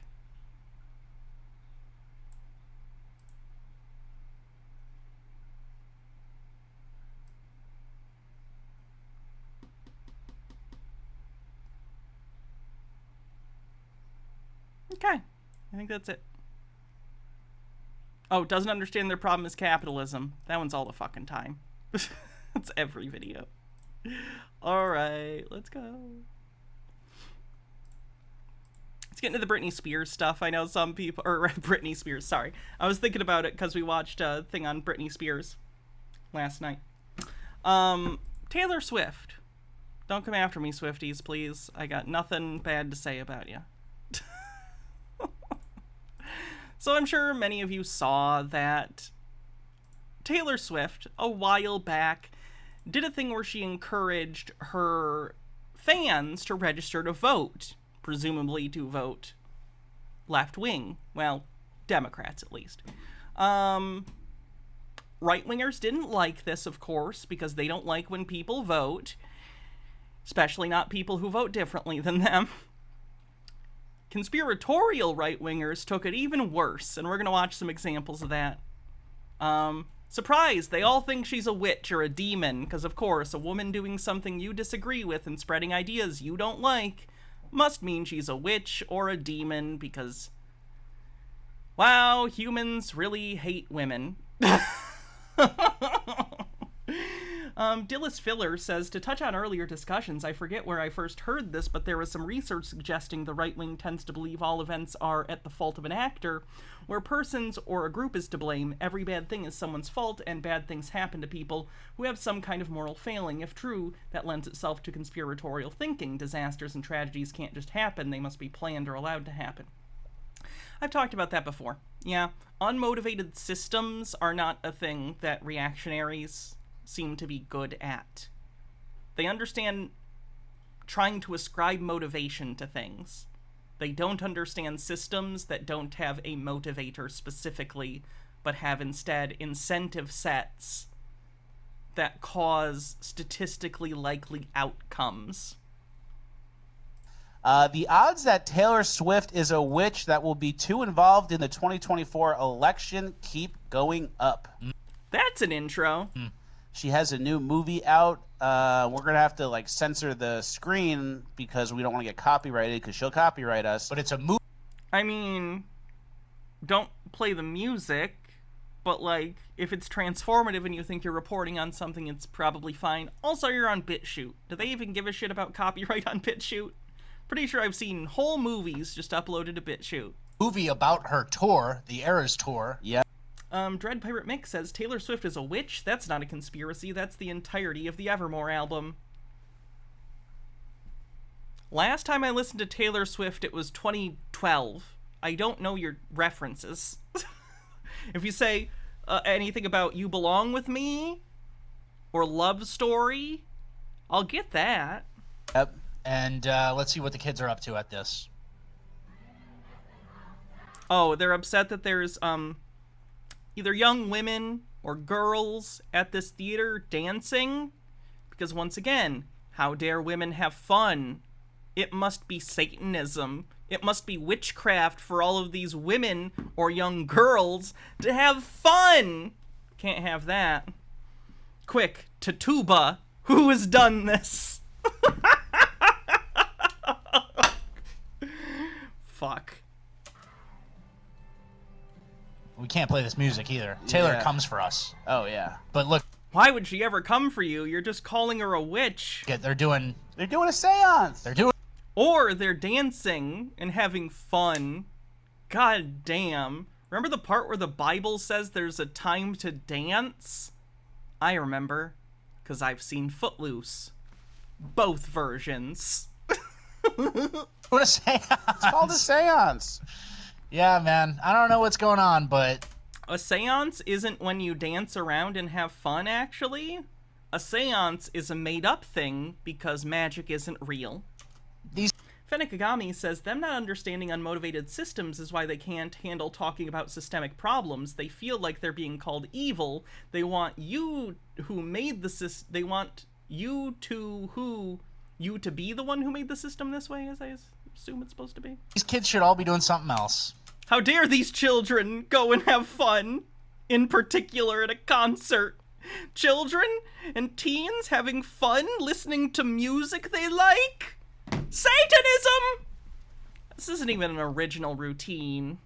Really? Kiss? Elvis? Basically every black musician who's ever become popular in America? Every single time, there's always these reactionary shits. Looking like idiots. Don't you want to not be embarrassing for once? Yeah. Which Footloose is the better version? Kevin Bacon. Yeah. You know... The Kevin Bacon version. It's not even close. Fenekagami says, you who point out the system made it... The system... you who point out who made the system this way. Gotcha. Thank you. Oh, this is Taylor Swift, in my mind, is similar to the whole idea that it's not being racist is not enough. You need to be anti-racist. That would be dope. That'd be super cool. Mm-hmm. So not caring about Taylor Swift is not enough. You need to be anti-Taylor Swift. These guys seem very likable and definitely have people who like to spend time with them outside of each other, right? Very likable people. Fascinating. That's really what I think. And I think a lot of millennials, especially millennial girls, think Taylor Swift is like them. Oh, she's in her 30s. She dates around, has a bunch of boyfriends. She's focused on her career. She doesn't want to be bogged down with a family, taking orders, and like restricted with her life. She wants to be free and do whatever she wants. She's the boss. I'm guessing that these gentlemen have done what they would probably self-describe as taking the red pill. Can't imagine why women might I want to fuck these guys. You know? Mm-hmm. And it's kind of like a Judas goat situation. Taylor Swift is a Judas goat for inspiring women to not feel the need to immediately settle down and become a supporting character in the life of a man who isn't going to respect her as a equal partner. Genius take. I don't even get what he's talking about. Do you think that fans of Taylor Swift never want to get married? Some might not. It's a diverse group of people, I would imagine. Mostly probably white women, but like, you know what I mean? That doesn't mean that it's all white women. And even within white women, it doesn't mean that all of them want the same things. It's a group made of individual people, some who probably want families, some who don't. But no one, men, women, or non-binary, wants to be with a partner who treats them like a servant or a mom. That's your problem. Feminism didn't ruin your ability to get a partner. The standards just went up, and you fell below the bar.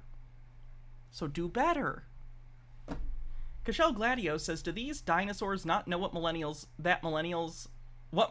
are in their 30s? I don't know. That they look like in their 30s though. They have to know. They have to know because they look like millennials. They look maybe 33 to 35. It's a guess. Because eventually, you know what I mean, Nixian gaming. I'm not talking about kink stuff with consent. I'm talking about genuinely being disrespected. I think even people, like, I understand the joke, but I do want to point out, because I think this is a misconception that some people have, and I think it needs to be pointed out. I'm pretty sure people, even in, like, full-time kink relationships where there's a kink dynamic, where one is, like, dominant and one is submissive, for that to work, A, consent, B, respect. Just because you're pretending in, like, a sub-dom relationship, whether it's only during bedroom stuff or you do, like, a whole lifestyle thing, there still has to be an underlying reality of respect for each other, you know? You can't really be disrespectful. Like, you can play that, but, like, underneath it can't be that. So, different thing. They think Taylor Swift is a clone of Anton LaVey. That's hilarious. Taylor Swift shares an uncanny resemblance to Zena LaVey, who was the daughter of Anton LaVey, the founder of the Church of Satan, like she was cloned because they're both blonde women?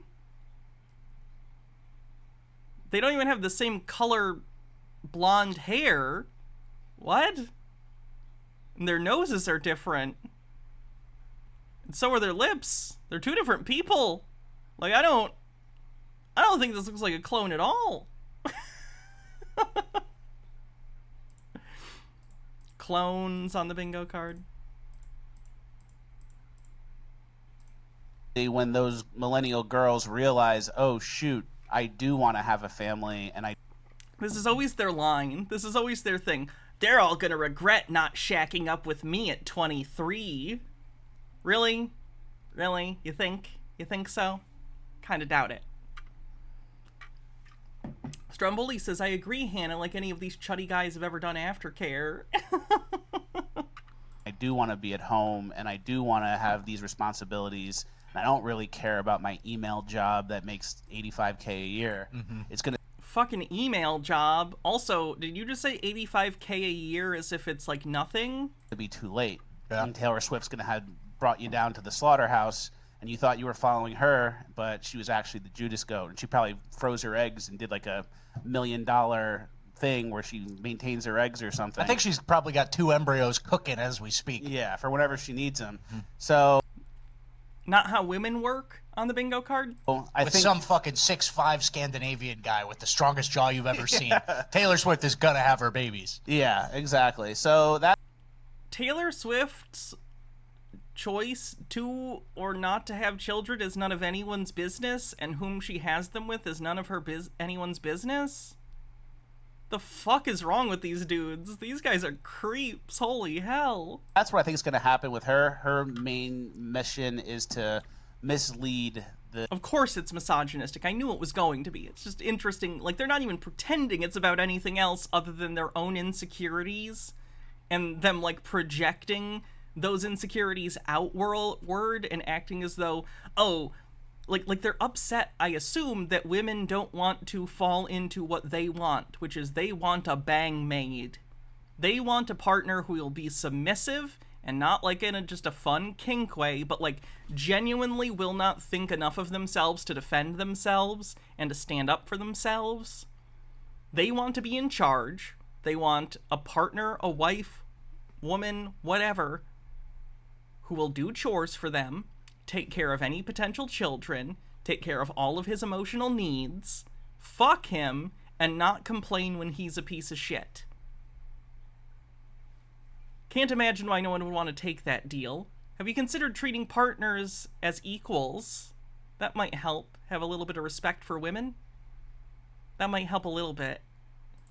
the millennials and the next generation into thinking we don't need no man, boss babe, all that. You don't... I feel like they are under the impression that the idea of you don't need no man, so to speak, implies that no one wants a partner. There's a difference between you don't need a man and you don't want a man. Like, there are plenty of women out there who healthfully don't think that they need a partner to fulfill themselves, but still do want one. The key is to recognize that a partner isn't going to complete you as a person the way that they, I think, want it to. You are a full, valid person, single or with someone. And I'm not saying that that's not going to bring fulfillment into your life if and when you find someone that you really vibe with and that you fall in love with. Of course it enhances your life, but, like, you should be a full person other than that is all that is meant from, like, you don't need no man. Like, you shouldn't need anyone as an adult, another person, to make your life, I don't know how to put this, to make you feel complete. You know? Certainly not before you meet the person, at least. That stuff. And then there's me, who I don't think that's her mission, but I think it's definitely happening. Yeah. Right? So there's the two difference. The schizo stroke and then the other one. It's her mission. She's a witch. Yeah. And it's just incidental, but it's really bad. Yeah. The odds that Taylor Swift is a witch. What's the name of their show? I gotta look these guys up. Pulse Plus or something? Odds that Taylor... Flecka's Talks, the podcast.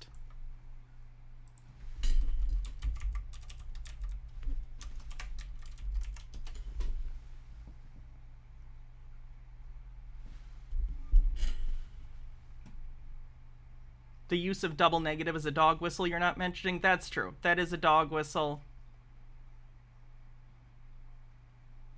How's the PP crowd been? Bad!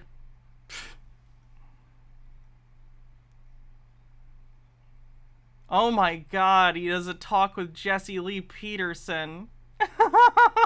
That's gotta be a shit show. Alright, moving on. We have more Taylor Swift stuff. This is like an hour and a half, and this is part 2. We're not watching this whole thing, but I just thought the ways that this opened was funny. Oh, Dr. Yimble says I had to. Oh, God.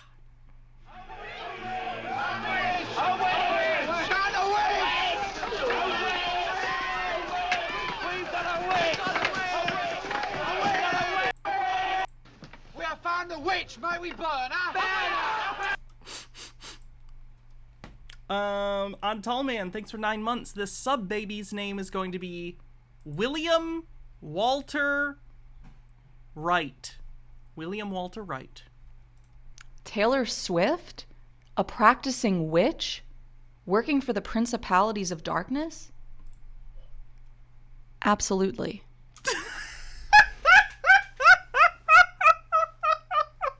How many takes? How many takes was that until she was like, I nailed that? Yep.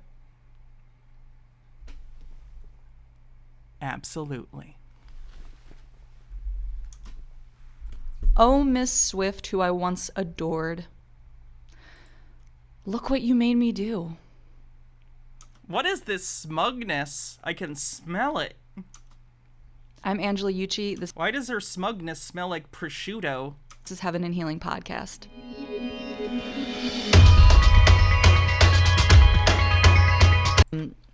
So, in part 1 of this series, I shared my Swiftin to Christian testimony.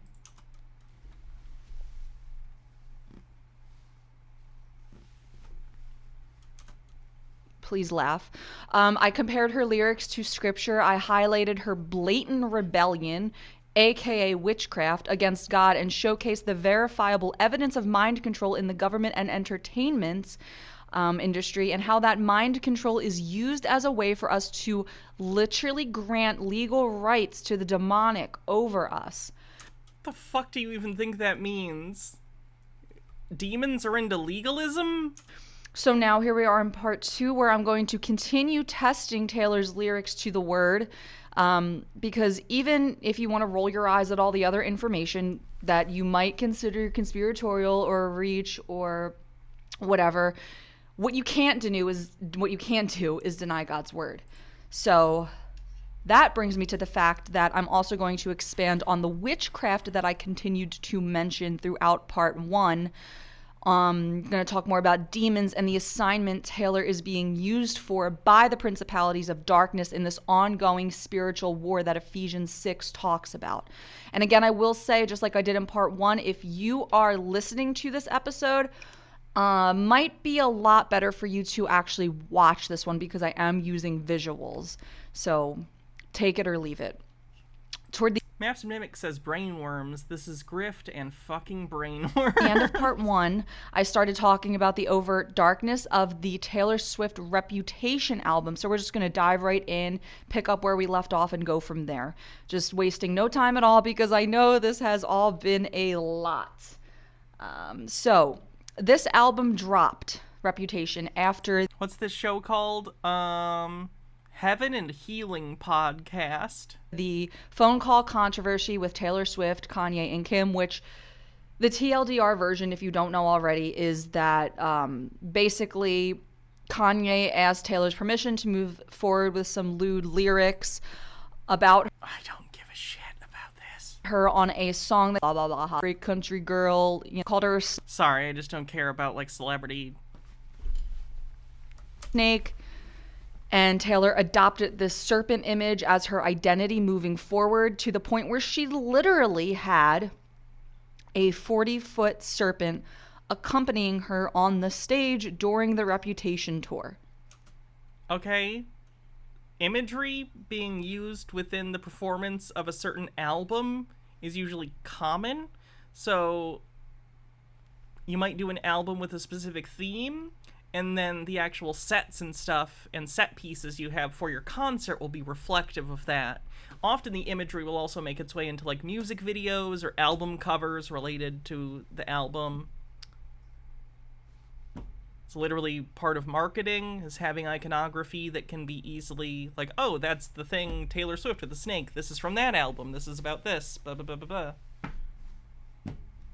And I'm going to put that right... Spurious symbology is evidence, yes. Right here. But Christians don't see the blatant meaning behind that.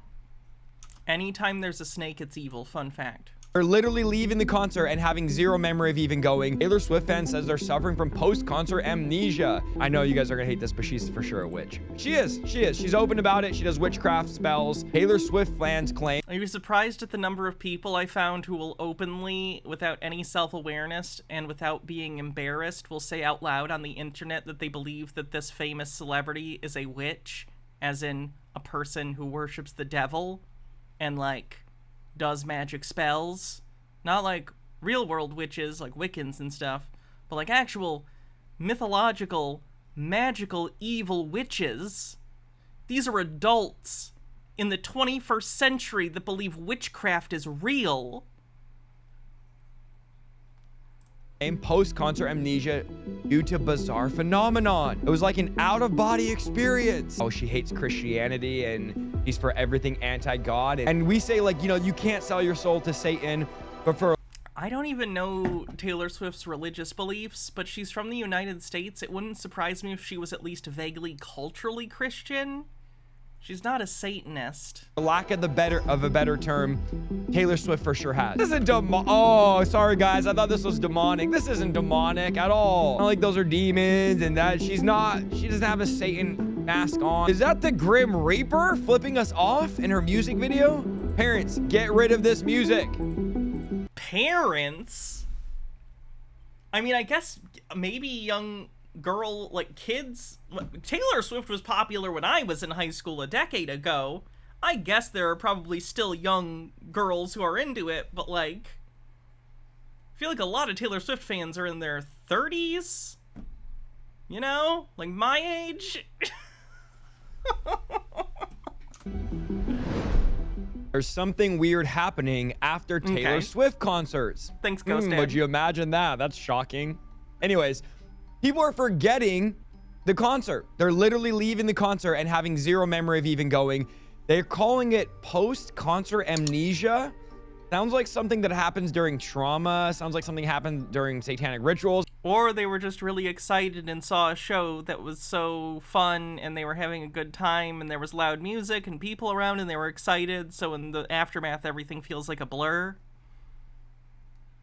It's not like an unheard of thing. I'm sure they actually remember the concert. Or drugs. You know how people at concerts do drugs? Mr. Whisker says Taylor Swift transcends time. She's a witch after all. I mean, I'm not trying to speculate here that Taylor Swift is a witch or anything. You literally are. You fucking weirdo. What are you doing? Oh my god, this guy has almost 1 million subscribers.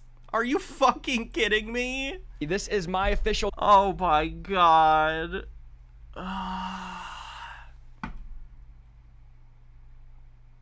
Well, that's sad. But this is a weird phenomenon going on that I want to cover. And if you're... Oh, look, another one. Taylor Swift is one of the most popular pop singers of our day. People have been experiencing amnesia going to her concerts. Her views on karma, as well as family and marriage, are extremely troubling. But one of the things that are they troubling, or are they just not in line with your particular religious beliefs? Because I feel like those are two different things. The highlight in this video is also things that come from her Willow video song that deals with spells and witchcraft. Now, she released her first lead single in 2006, being only 17 years of age. And her album came the same year, which reached right away number 5 on the US Billboard 200. She's been compared to Madonna, Prince, and Spice Girls, Beyonce, and Beatles. According to the report from a music industry publication, 4 of her albums have already surpassed 500,000 mark in equivalent units sold in the US just in 2023. Her ongoing Eras tour is on the track to become the highest grossing tour ever by a female artist, with a Billboard box score. I'm getting a bunch of bot follows. I'm gonna pause these. That's annoying. Projecting $591 million in ticket sales. In fact, she sold about 1,186,314 tickets for her shows, and there's still more to come. These numbers only reflect half of 2023. Now, what is her spiritual... Jesus Christ, I'm getting fucking bot followed like crazy. What the fuck? I hate it when this happens. Satanic panic has roped itself around to music. Yep, it does that. That's common. That's like every generation. It hasn't really stopped. Bringing, what are some of the beliefs that she has, and as well as what is this thing that's happening with her shows and some of the demonization that is being portrayed through her music and her show. Now, I am not one of those people that sees a demon behind every single bush, or I just see it in every famous popular musician who espouses milquetoast feminist views that I disagree with because of my fundamentalist religious views. Every single incident or an artist. Oh my god, they're still fucking going. What the fuck? It's always annoying because A, it clogs up my feed, and then it makes it hard to tell how many followers I really have until a week later when they all get removed, because it always happens. That's the point. I understand a lot of these artists, they are spiritual but not religious. They're more of in New Age. But we must understand, we live in a day and age where Satan will use entertainers, and he will use artists who will go to a certain level of fame, and then through that he will spread his propaganda and begin to influence a young generation, even if it's just to desensitize them toward particular Christian values and standards. Now, it's fairly clear that Taylor Swift... Have you considered that not everything in the world is made specifically for you, and just because a group or an individual is making art whose messages you maybe disagree with, that doesn't mean it's an attack on you? Other people are allowed to live with different beliefs than you. They're not harming you. Mind your own goddamn business. Swift grew up in a cult. Dr. Gamble says, how long until the appropriated version of the satanic music comes out, like Christian rock?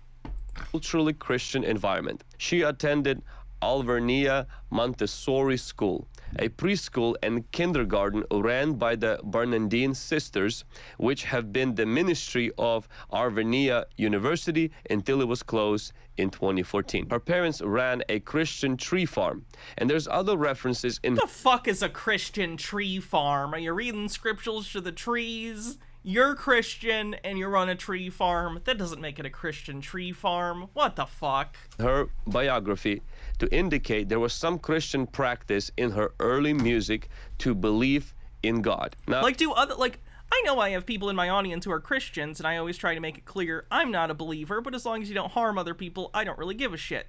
There's tons of people I cover all the time with very strange beliefs I don't understand, but I don't care as long as you don't hurt anyone. Other Christians have got to be embarrassed by this stuff, right? Like, when you see other Christians being like, we're a Christian business, and they make being Christian like their entire personality. Like, that's gotta be annoying, right? You gotta be like, oh my god. It's like when you're the kind of person that maybe, like, uses weed, but then you see someone who makes weed their whole personality, and all of a sudden you're really embarrassed. It's like that. Oh.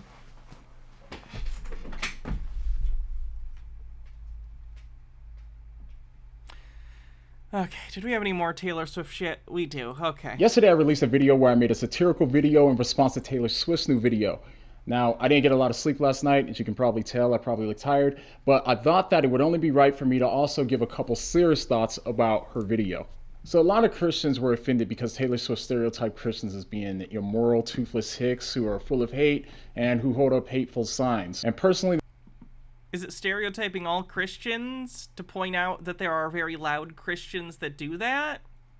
I don't think even most Christians at this point are like that in the United States, but there certainly are people who perpetuate their bigotry using religion.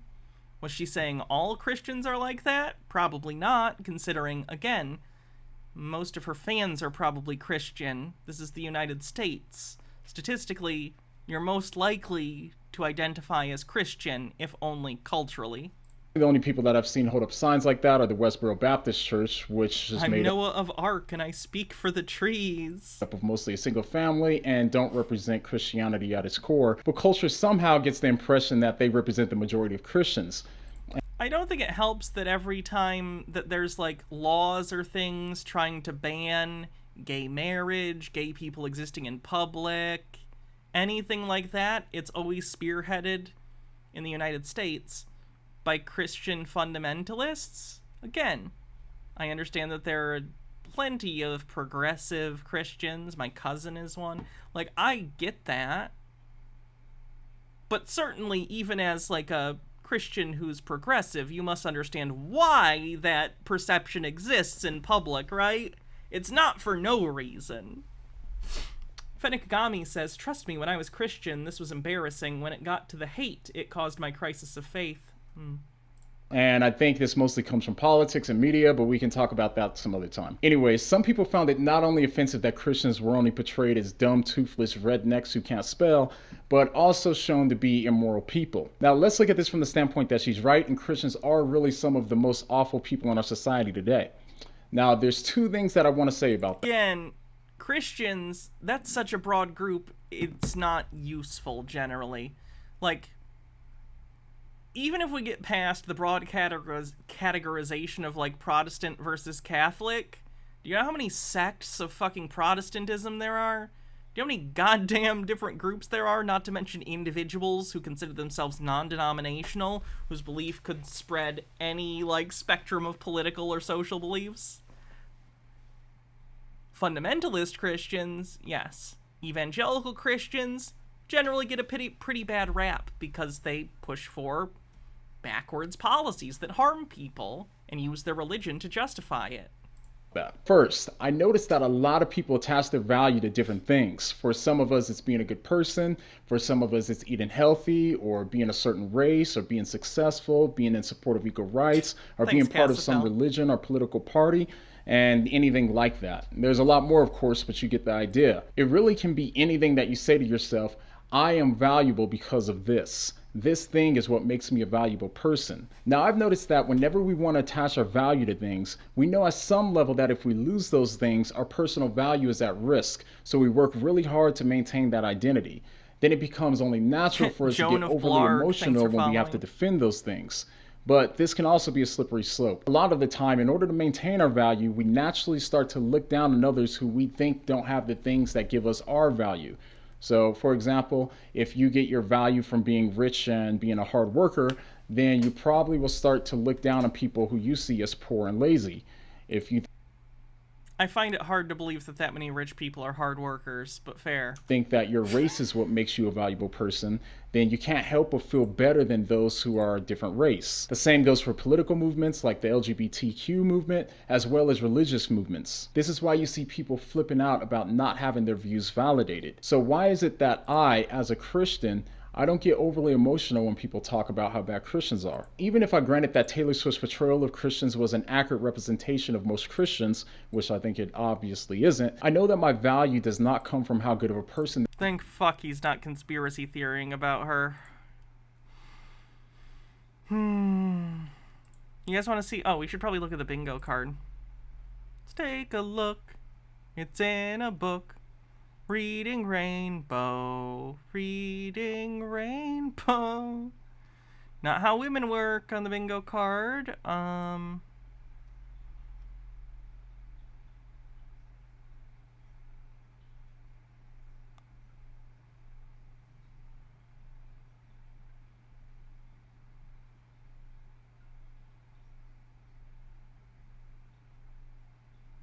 Hannah's so exasperated, all she can do is put her head in her hands.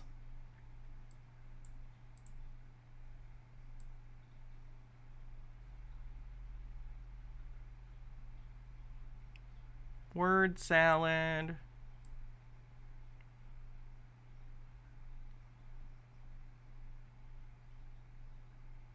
Clones.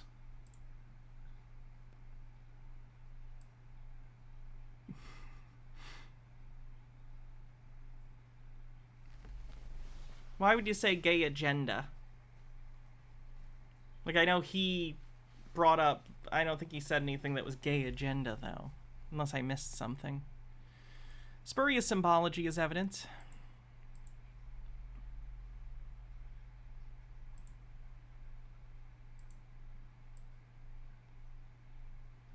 Not accidentally based, no.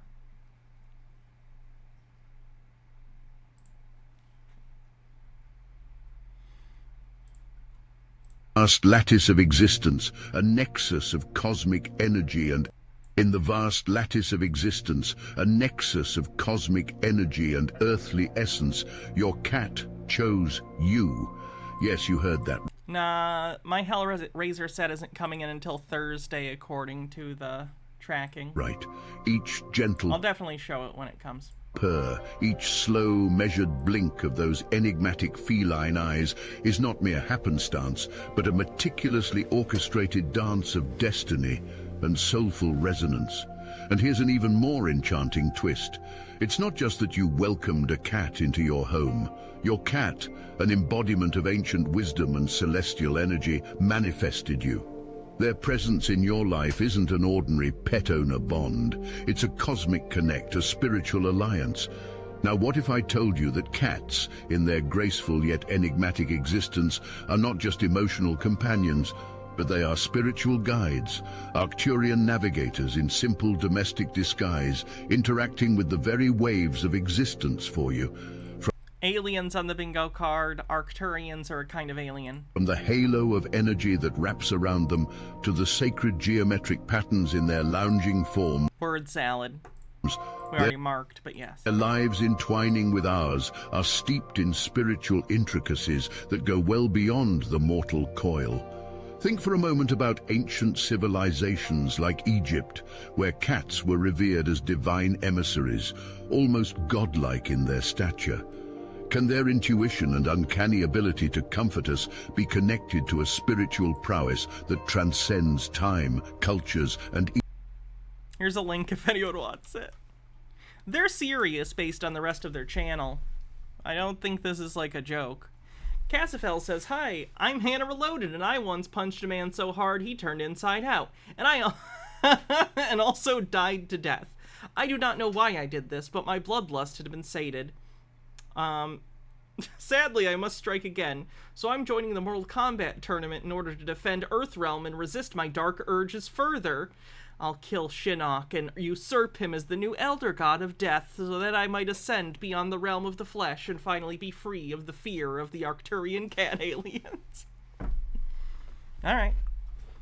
I'm gonna fatality strike her first. Bittergrin says, "I thought today was about conspiracy theories. This is just 100% accurate documentary about cats." Marcus Drake says, "Egyptians revered cats because Sekhmet is a terrifying war goddess and people like being alive." Cashel Gladio says, "My cat barely leaves my bedroom and is terrified of absolutely everyone who isn't me.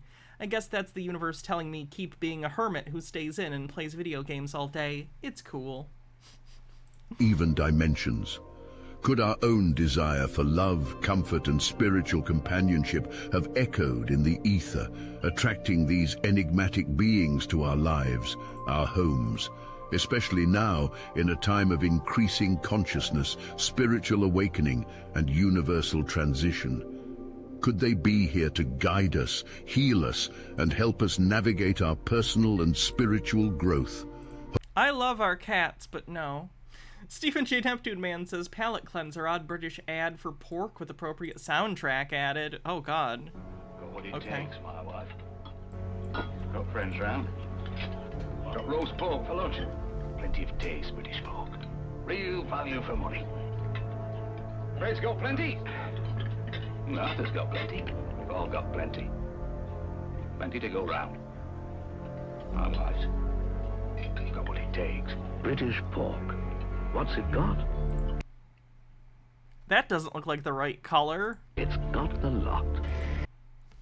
Are pigs... Is pork from the UK and pork from the US a different color? Got pork. Because that looks so white. For lunch on Sunday? And, like, I know it's like, oh, the other white meat. I know, but, like, pork is, like... I don't know. Often pinker than that. It's overcooked. Ah, they dried it out. Gotcha. Where were we? I know we were on something.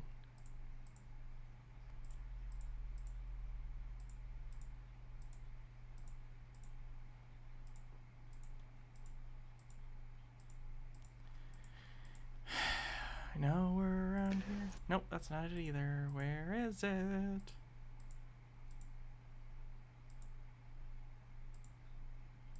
Goddamn cat, there it is. Hold on to your seats, because we're about to take a deep dive into the celestial ocean where science, spirituality, and our beloved cat companions converge.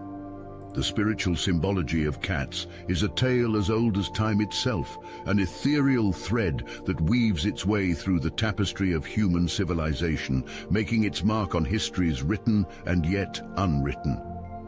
Imagine, if you will, the whisper of the desert wind, the shimmering mirage of pyramids rising loftily against a backdrop of relentless sun and... Did this person just do all the acid in the world?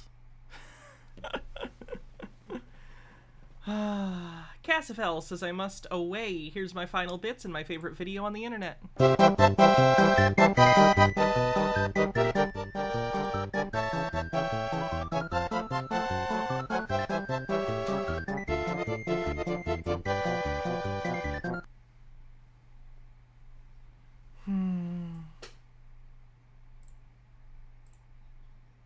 Oh my god, it was Taste the Biscuit. I need Taste the Biscuit so bad. Hold on, it's so good.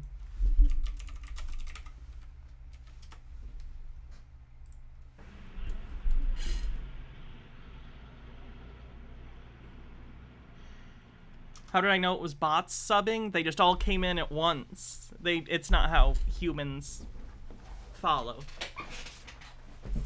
You can just tell, and all the names are like clearly automatically generated. Like it'll be like adjective, noun, numbers, or just numbers, or just now numbers. They're clearly not organically generated names.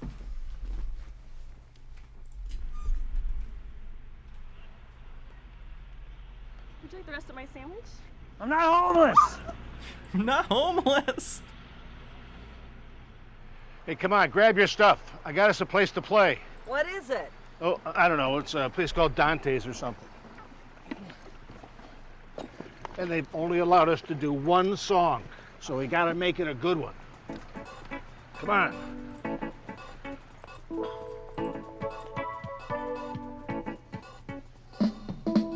Taste the biscuit. Taste the goodness of the biscuit.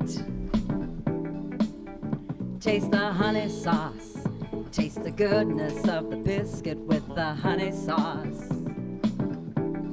Don't get that honey sauce on me. I don't like the way it tastes with my chicken wings.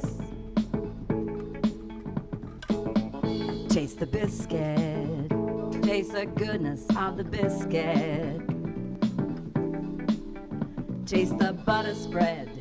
Taste the goodness of the biscuit with the butter spread. To get your butter spread all on me.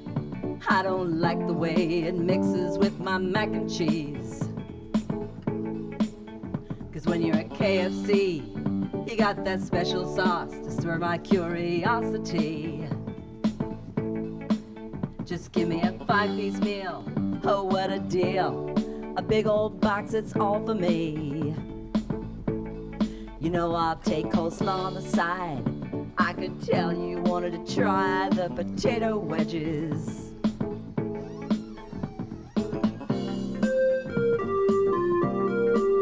Casio solo.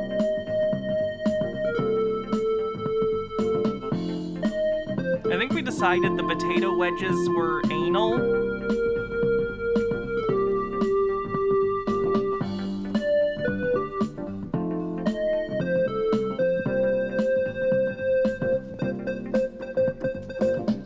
Taste the biscuit. Taste the goodness of the biscuit. Taste the honey sauce. Taste the goodness of the biscuit with the honey sauce. Get your honey sauce on me.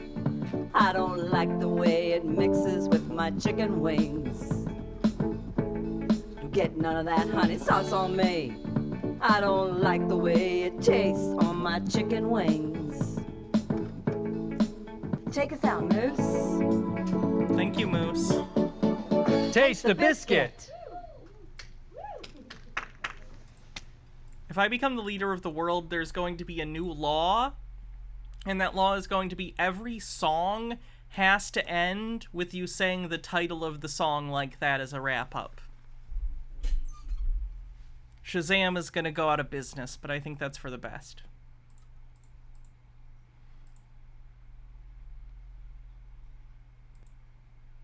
You guys remember the cartoon guy? He's back, and he still thinks cartoons are real. The Toontown world continued. In my recent video, I discussed the strange possible existence Cosmonautilus, thanks for following.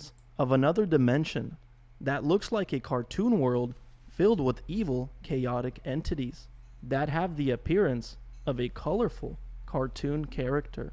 There are many demonic entities within the spiritual world. When these... You can't just say things. You need to demonstrate the existence of a spirit, a spiritual world, demons, and demonic beings within said spiritual whatever world in order to make that statement. You've done none of these things. You're just saying words. Demonic creatures are in the 2D realm. They take the appearance of cartoon characters. Like, what the fuck do you even think that means, the 2D world in this context? How would this work? Because, like, cartoons are an illusion, right?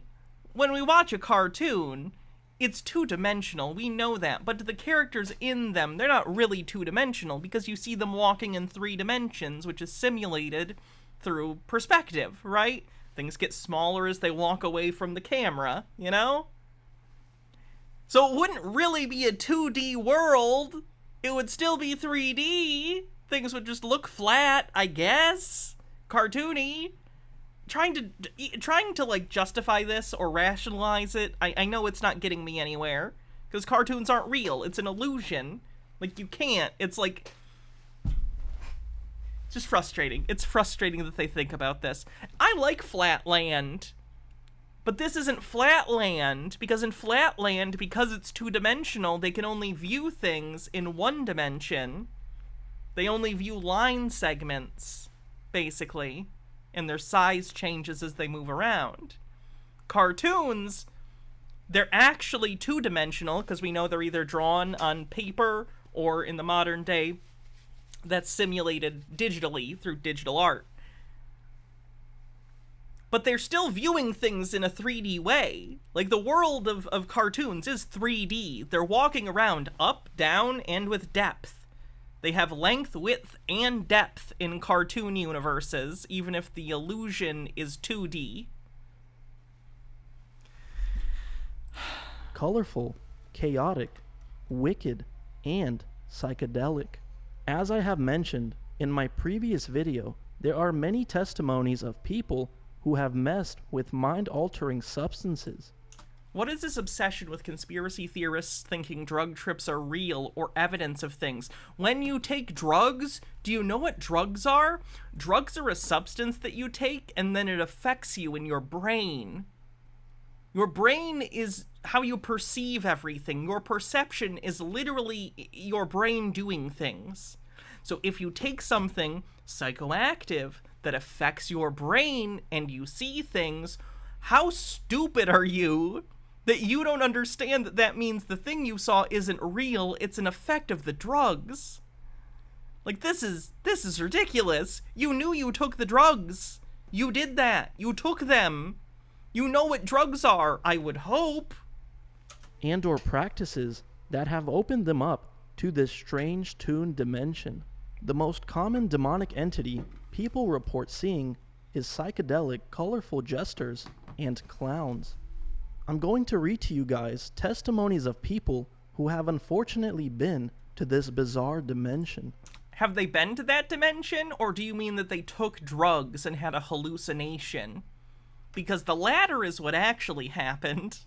One person reports and recalls his bizarre DMT trip on Reddit and says this: first trip and broke through, cartoon afterlife, trip report. So I've always known what DMT was. I think the best anti-drug PSA is talking to anyone who's super into, like, hallucinogens for 10 minutes. Have you... And I don't know if this is a survivorship bias, and if the people who get really into, like, psychedelics just happen to also be quite unhinged people, and it draws them in, or if it legit just fries people's brains. But I'm telling you, people who regularly take, like, mushrooms, acid, DMT, like, it fucks them up. Some of these people's perceptions of reality have been fucked. And it sucks. I've researched it in the past, but never really read trip reports because I wanted to go in with no expectation. I only just got back from the trip maybe 20 minutes ago, so I'm still a little shook and confused. I honestly can't believe what I experienced. I've done acid twice and have been a regular smoker and had MDMA before, but none of these will ever compare. I took 50 milligrams of clean DMT. I packed it all into one bowl.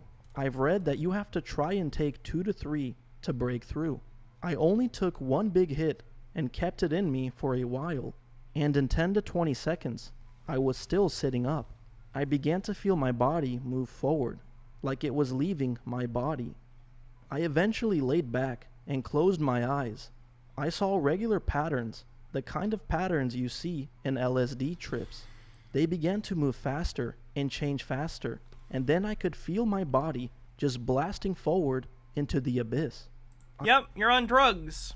You're hallucinating. You know when you took the hallucinogenic drugs with the intent of doing this? That's why this happened, because you made a plan to do this, knowing that hallucinogenic drugs could do this, and then you did it, and then that happened. And yet, for some reason, you're pretending you don't know what drugs are, and that it's magic. I was officially out of my body. I was laying and looking at a pink cartoon ceiling. It was insane. I have never seen anything like this before on LSD. I truly was in another world. I sat up, and there were... No, you weren't. Again, see what I mean? Like, what... like, what part of hallucinogenic don't you understand? And they'll be like, no, man, it was so real. I was there. I repeat, what part of hallucination don't you understand? That's the point.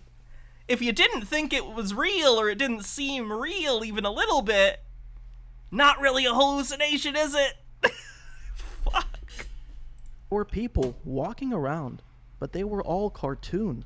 And the walls were, and interior... Like, I'll give you an example. In my earlier 20s, when I did mushrooms, one of the times I did mushrooms in my early 20s, I was there with my phone, and I had my keyboard I was tapping on, and I thought there were little gnomes living in my phone. They had like a whole city in my phone that I could see, and they were in my keyboard and walking through it like it was a big city, and the key buttons were like the tops of buildings I was looking at. Do you know what happened? Once I saw that, I thought, oh, cool, I'm on drugs. Like, at no point did I think, oh, this is really happening. Because, again, I had taken mushrooms because it was a drug. Digital keyboard, not like a physical keyboard. It was, on the screen, clicky keyboard. Not like a button, but like on the screen, touchscreen. The point I'm trying to make is, like, don't do hallucinogenic drugs. Maybe ever. I don't know. Do what you want. You're an adult. But don't do anything illegal. I did my job, Twitch. But for people who are going to do that, don't do them if you're going to think anything you see is real life. Like, if you are not emotionally prepared to see something either scary or cool that's very realistic, and you're not willing to, no matter what, be like, this isn't real, don't do it. You're not prepared. Don't do that. Don't take these drugs. Don't do it. You're gonna break your brain. It already doesn't work right. Stop it. Get some help. Also, family histories of schizophrenia. Yes. No bueno to mix that with hallucinogenic drugs. Interiors were all pink. The 3D cartoon people were showing me around their pink building, and I noticed that some of them were ordering around other cartoon people, and I think they were torturing them. While this was all happening, my mind was going through my entire life, like my memories and my problems. It was like the scene selection section you had back in the DVD days. Again, you're on drugs. It was like all my memories were on this cartoon film strip, and it was running through all these different issues in my life. A lot of it is personal. I don't want to mention most of them, but one particular one was drugs. I definitely have been abusing it a bit, but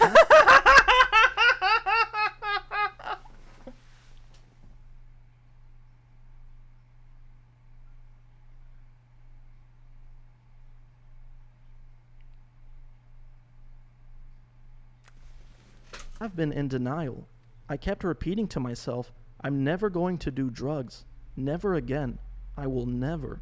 Like 100 times. That's the worst drug trip, is when your drug trip is like, I should stop doing drugs. Which may be true, but it's not a fun thing to think on repeat while you're on them, you know? Once again, I'd recommend not doing hallucinogenic drugs. But whatever. Raven says, my buddies and I call that place the Void, and you either have to take a bunch of something like acid or fungus, or a little of something mind-obliterating like mescaline. You don't get on that roller coaster without knowing what you're in for. Yeah. Times per second. In post-trip, I've decided I'm giving it up for good. I'm done with weed. It was... Good luck. It was unbelievable how fast my thoughts were. It was absolutely inhumane. Back to the visual side. I was being shown around this cartoon world, And there were more tortures being shown. There was this weird clown-looking person, and the last few seconds of my trip, he was standing in front of me, and he was telekinetically squishing 3 cartoon people into a ball and moving it around. I kept saying, I don't like this. I really don't like this. And honestly wanted it to be over. I couldn't wanted to though. I had realized that I had to wait it out. Everything started to fade to black again with all the patterns, and I could tell I was going back to my body. You were in your body the whole time, you idiot! You're on drugs! You are your body. Your brain is you. You're the meat. You're the brain meat. You are brain meat. Start to hear myself breathing again. I opened my eyes, and the roof was still kind of trippy and cartoonish. And I slowly... I do. What about Bob? I do. It's the only thing I do.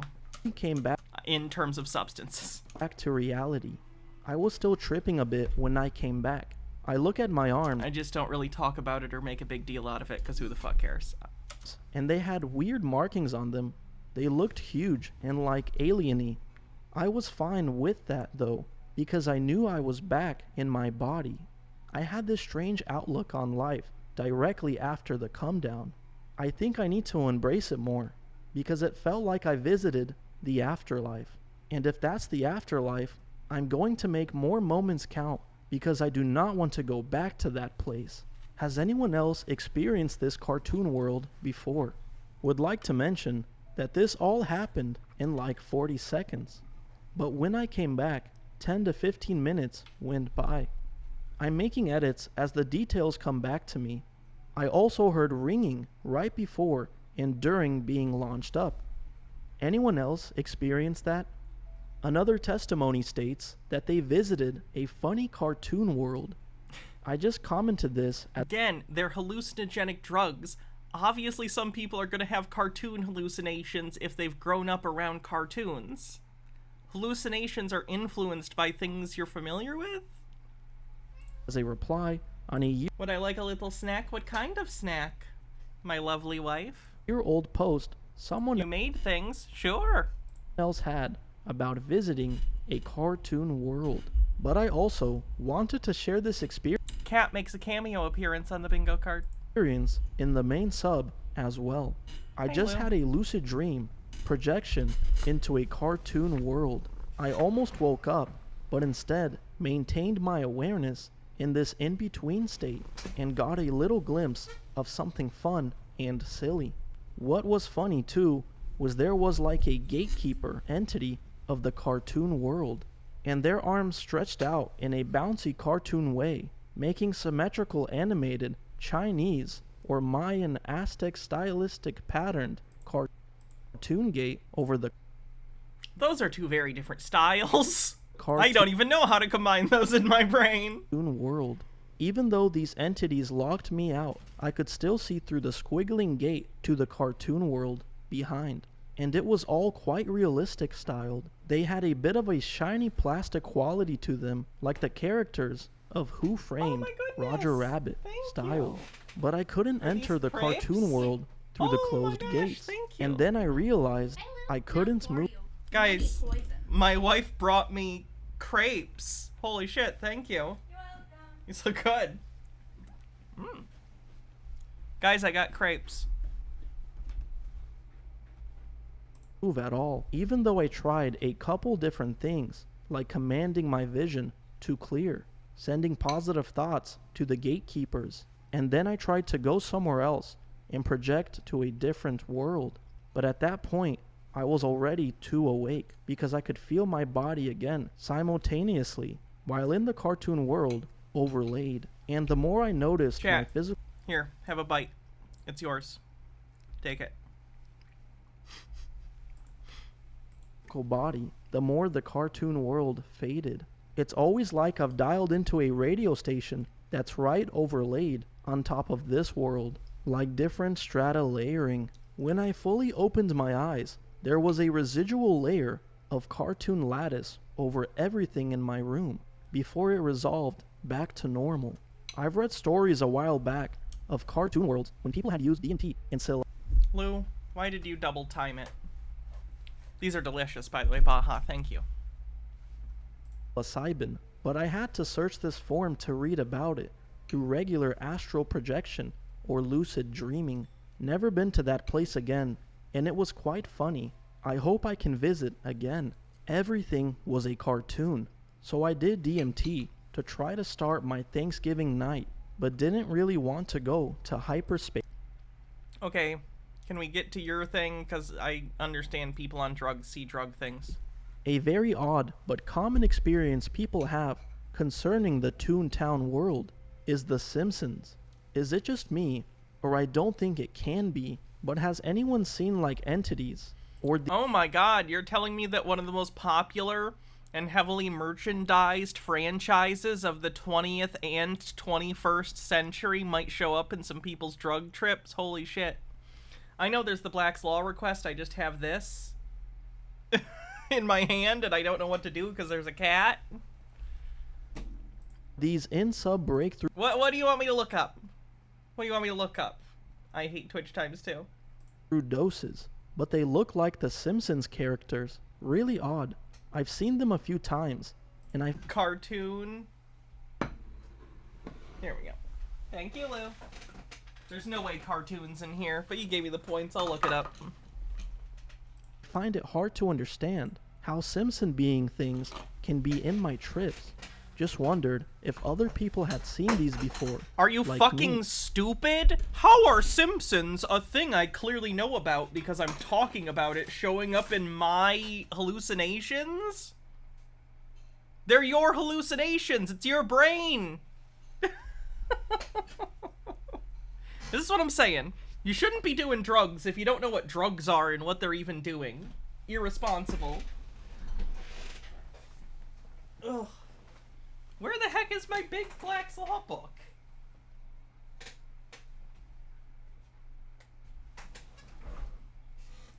A final testimony I want to read is something that I truly do believe, and that is that many ideas concerning entertainment, inventions, and religions come directly from these spiritual realms. Oh my god, no, it's the reverse. You're putting the cart before the horse. I come out of trips so often with the belief that so many great ideas are taken directly from DMT land, from religion, Mario, architecture, Pac-Man, and for sure, The Simpsons.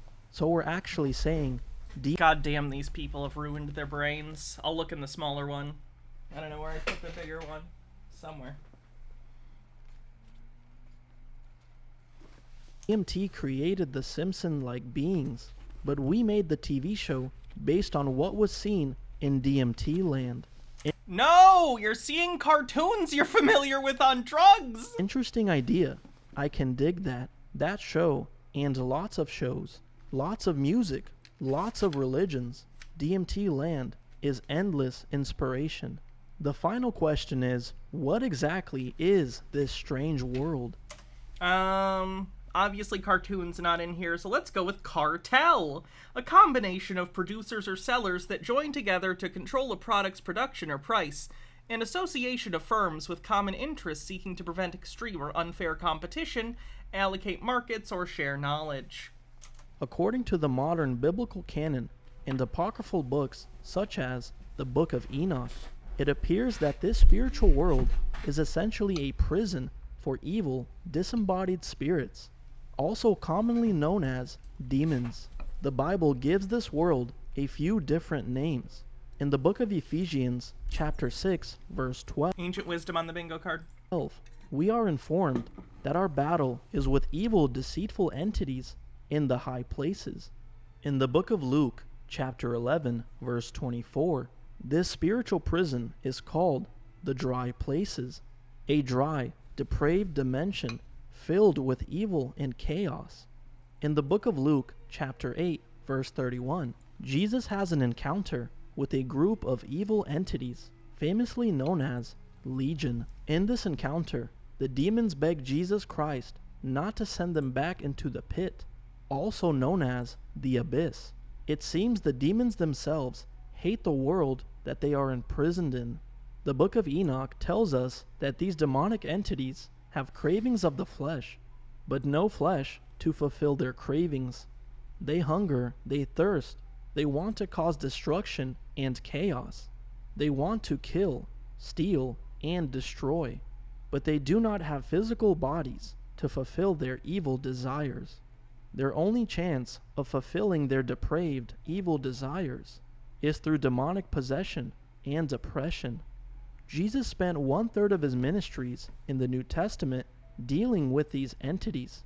In fact, much of the commandments in the Bible are boundaries set to protect us from these entities who have pure hatred for humanity, because we are made in the image of God, and they absolutely hate God. As a reminder, remember that much of the evil that we deal with in this world is directly inspired by the spiritual wickedness in high places. Also remember that through the authority of obedience of Jesus Christ and the commandments, we have been given power over these demonic beings. I hope you guys found this video very fruitful, and I also hope it aided you in your understanding of these spiritual realms. I hope that guy gets help and stops doing drugs so often. Jesus. With another disturbing truth. Yes, shout out to all my Patreon, man, VIP and all. Yeah, always much respect for the support. Now, we go talk about this supposedly, trend that's going on. It's a very disturbing trend that a lot of people sleep on, with human beings basically acting like animals. Say they actually identifies as animal. We're gonna talk about that because a lot of people sleep on it, but like I say, very disturbing trend, and you will start seeing it closer to you, since the world is a damn stage, and these people make you who you are right here in this earth by programming. Let's watch this right here and show you. I'm gonna show you this movie right here they call Wolf, that came out during the pandemic, and I'm gonna show you the reason why they did it. Let it run right here. I don't think it's your responsibility to put that as a disclaimer. Like, there are some things, like if you were writing a story that had, for instance, certain kinds of violence or something, that would make sense for a trigger warning. It's not your responsibility to be concerned that someone who's mentally unwell somewhere might think your story's real. Like, you could put a general, like a lot of books and movies have things in them that say, like, the events of this book are fictional and not based on any whatever. If you want to put that, that's fine. But don't feel like you're responsible for that. You can't predict the behavior of unpredictable conspiracy theorists. It's not your job to... It's not your job to point out that your fiction book is fiction. Is already obvious. You know what I mean? And a warning wouldn't help. If someone's the kind of person who's going to read that and think it's real, a warning's not going to stop them. They'll just be like, why would they put that in there? To trick us? Of course, because why would they say it if it wasn't real? Kano Cable, thanks for gifting 2 tier 1 subs. As you can see right there, a man on hands and knees and basically growing like a damn wolf right there. And by the way, that's the name of the movie. Yeah, that's, I'm assuming, a movie with the werewolf or something? It's called Wolf. So pay attention right here. I'm going to up you up. I'm going to put you up on something right here that's going on. And a lot of people sleep on it. Yes, once a year they have a name for it, that means it was medical. You understand? It's something medical now once they put a name to it. So pay attention to this. This is a fictional movie? And this is not a real condition that psychology recognizes, to my knowledge. Right here, people. It's a big old programming that a lot of people sleep on. And there go the supposedly, signal right there, the logo. You see what it is? A lion trapped in a human being head right there. Right, that's satire of some kind. That's a joke. That's a visual gag. Take a look at this right here, people, because you might take it for a joke until it comes knocking at your door. Somebody close to you start doing this right here. Pay attention. So that a person who thinks themselves an animal... I'm just gonna be honest. Why the fuck would I care? Like, if someone said, like, I feel like a bear, I'd be like, oh, cool. As long as you're not hurting anyone, I don't give a shit. Like, I don't care. This person isn't saying they're literally a bear. Obviously, they know that. They're saying, this is a way I see myself. Okay, fine. Be a fucking bear. I don't care. Be happy. Just don't hurt people. People are so concerned with other people. It's so funny. Institution right here that they mention in the woods. It's a movie! I have to pee and get water. I'll be back in a second. Let me put something on. Let me pause. If any of these cats eat this crepe, I'll be sad. Can you be Batman? You're Batman. You got it.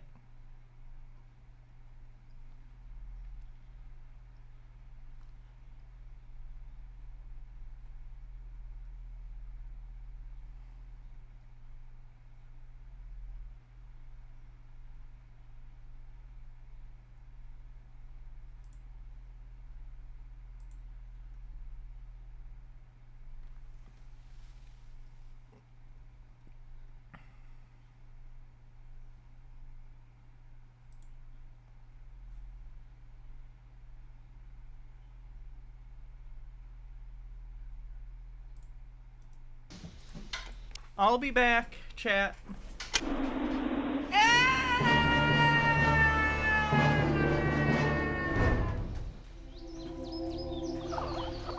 Squeaky! Who are you? I am an angel of God, and this is the land of Oz. It's nice to meet you. I'm Dorothy. Are you a good Christian or a bad Christian? I go to church every Sunday. Are you born again? How do I know if I'm born again? Who's that? That's the devil. So you think that you're a Christian? I'm not afraid of you, devil. I don't want you to be afraid of me. I want to be your friend. Would you like a cigarette? Or maybe an ice cold beer? I hear it's good for the soul. I think it's time for you to leave. He's kind of scary. How do I find the Prophet of Oz? Just follow this road. Gee, you think the Prophet of Oz could help me get some faith? To Oz? To Oz. I don't know how to pray. Would you like to come with us to see the Prophet of Oz? That would be swell. Oh, I don't have any compassion. Do you know what it's like to go through life without compassion? No, I don't. Maybe the Prophet of Oz can give him some compassion. Look, it's Silver City. Come on, let's go. Yes, can I help you? Not just anybody gets to see the Prophet of Oz. What makes you so special? The angel of God sent me. Well, that's good enough for me. I am the great Prophet of Oz. I've come to find out if I'm born again. And I've come to get some faith. I'm here to learn how to pray. And I've come for some compassion. Dorothy, you were already born once. Why would you want to be born again? Scarecrow, faith is overrated. Tin Man, praying is a waste of time. You never get answers to your prayers. Lion, who needs compassion? You've got to look after yourself. It's as simple as that.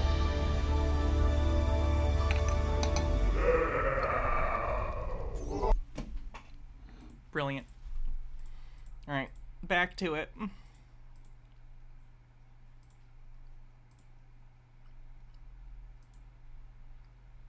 And it's basically gonna bring these people back to human beings. Pay attention, because now they're trying to show you now in your subconscious in this movie right here that yes, this is going on and we can actually solve the problem. When you watch the Avengers, do you think that there are people in robot suits flying around killing aliens? Them right here with therapy people. Oh yeah, the crepes are great. Who acting like animals. We go get to how you a woman supposed to be dressed up like a bird with feathers on at the window right there. I guess she gonna fly. So today you go, people. Not only is this movie making, like, I can't tell if it's a movie that's like tongue-in-cheek and just generally good-natured but kind of silly, or if it's intentionally trying to mock trans people. I can't tell. Just animals, but even birds. You see that right there? So yes, people, this right here, they show you in the movie because it's on now. Do you understand that? You're gonna see more people with this supposedly disorder they call it. But pay attention, it's another destruction they bring to human being. They're the one who basically program the youths from their young to wanna do this right here. Pay attention. We call him the zookeeper. Zookeeper. There you go, people. They call the supposedly leader the zookeeper, the one who run this institution right here. So yeah. It's a psychological drama. There have been people who thought they were animals, like Canthropy, Boanthropy, etc. Right, but my concern is that the verbiage they use, using phrases like dysphoria, and using imagery of, like, an animal trapped in a human body, like, this is directly taking things from trans, like, language used often to describe people's experience as trans people. Yes, they're animals because that's how they act. So he's a zookeeper. Pay attention, and he put a lot of pressure on them supposedly to basically come back to human. So there you go, it's a problem 100%, starting out with the movie that they're showing you. That's what you're gonna see right there. You're gonna have a little youth holding like a damn supposedly animal, a wolf, because that's what it supposedly identify as. Yes, once you see them put out a movie, you know 100% what it is. Do you get it? Maybe it's commentary on conversion therapy. If it is, cool. It just feels like they're very much...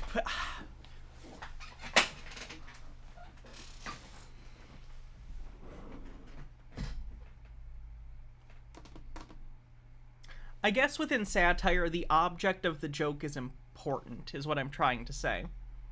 To mock the therapists in a way that maybe illustrates that, you know, not everyone in therapy spaces, not everyone in psychological health spaces understands or cares to understand, you know, what's going on with people different from them.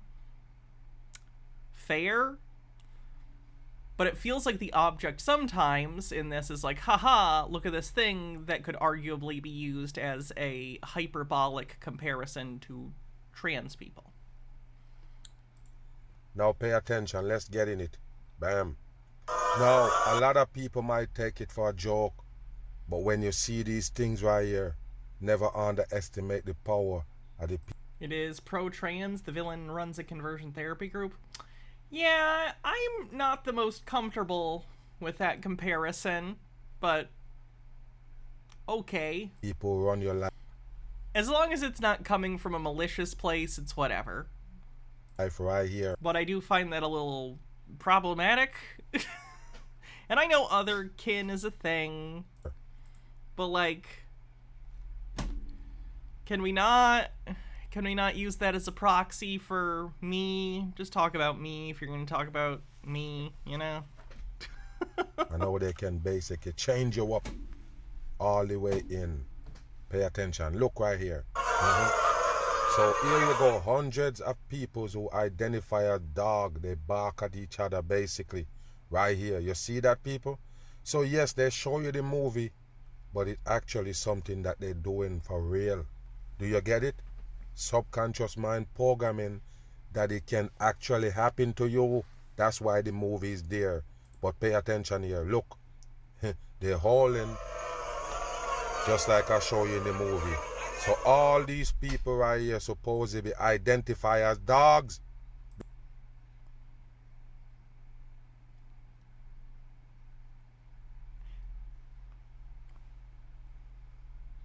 How do you explain to an adult man that something's a sex thing?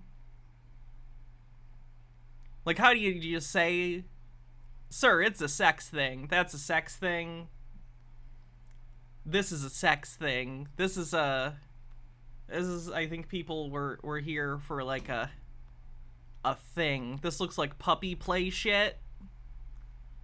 Just putting it out there. Do you get it or not, people? How did this happen? How did the world turn to this? Unbelievable. Like I say, in the pandemic they turn it up. That's when they give you that movie and basically let people can basically look into it now and be like, Wait until he sees the horse people. Okay, so I am, you know, identify as an animal supposedly, and because some other people doing it. Do you get what I'm saying, people? This is how they make shit normal. All they have to do is just put a name on it. Listen, watch this. What is this about, people? Gaming. Just like they tell you nowadays, people identify. Again, this is a sex thing. These people like to get fucked while in dog costume. It's not necessarily an identity thing. In a different gender. A man identify as a woman identify as a man. It's destruction. This isn't that, but even if it was, none of these people are hurting anyone. These people just want to get fucked wearing a dog costume, and I don't care. 100% in is the destruction of the earth. So now, the human beings playing animals. What a dumb shit for the masses. I'm sorry. Do you think that people haven't had kinks all throughout history? I very much doubt these are the first group of people to ever want to act like an animal, a non-human animal, and get fucked. Like, I'm just gonna put that out there. Now take a look at... Nah, I've not seen they/them. This right here. And of course it got to involve TLC right there, people. You have to understand. And that's a skull and bones coding right there. Do you get it? 223. No, 233, basically. Wait, how was that 233? Freemasonry. But pay attention here, people. It's not a joke. Pay attention to this right here that they're showing on TV. One of these people right here identify as an animal. Pay attention. They're trying to make this shit real on the masses. This is literally an episode of one of their shows where they point at people and laugh for being different. So I don't think they're trying to normalize this. They're exploiting this individual for entertainment. Mike Max with a link. We're disabling external Wi-Fi. We can't risk you launching the nukes or discovering what furries are. They're a valid community. It's not always a sexual thing, but usually. Look. Stephen believes it's not always a sexual thing, but usually. So funny.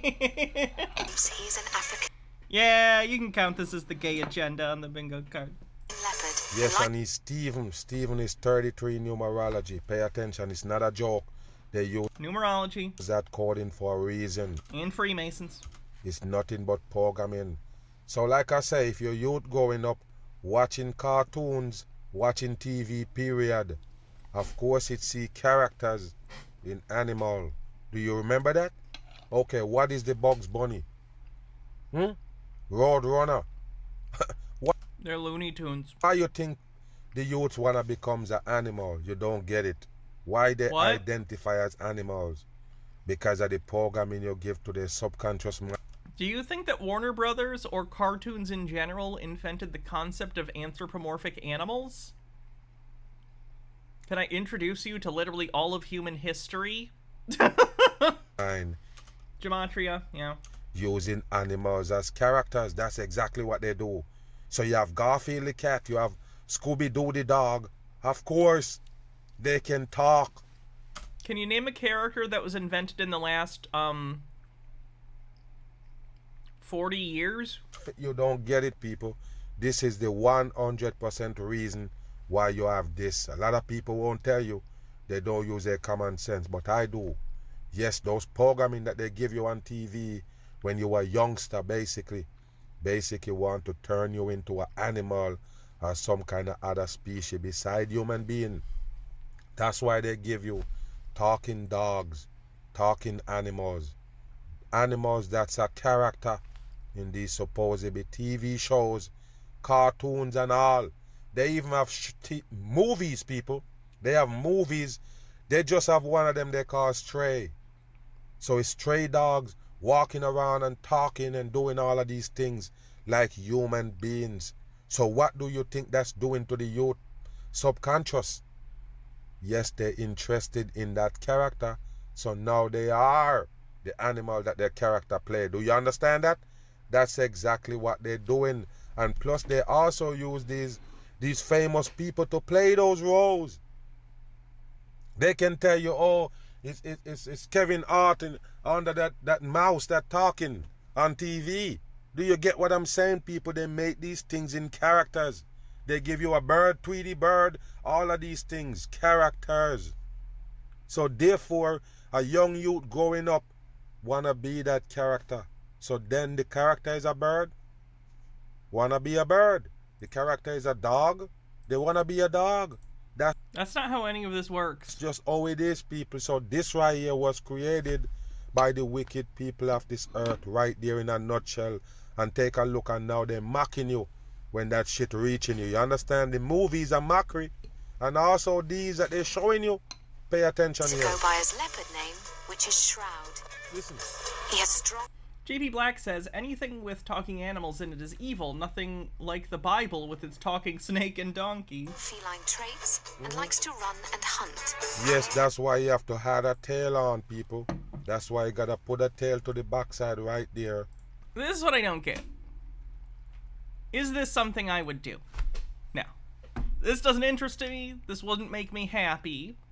And yes, I'm not gonna lie, my initial reaction is, it's like, oh, that's interesting. But I also don't really give a shit. If this makes this guy happy, I'm happy for him. I don't give a shit. As long as he's not hurting anyone, let him be a fucking leopard. I don't care. Put on your fucking leopard tail and go watch the ducks. I don't care.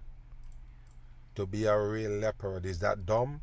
So yes, you identify as some kind of animals or creature, but you have to dress up like them? It's bullshit. If you identify as them, you don't have to dress up. Chances are this person is neurodivergent. Yeah.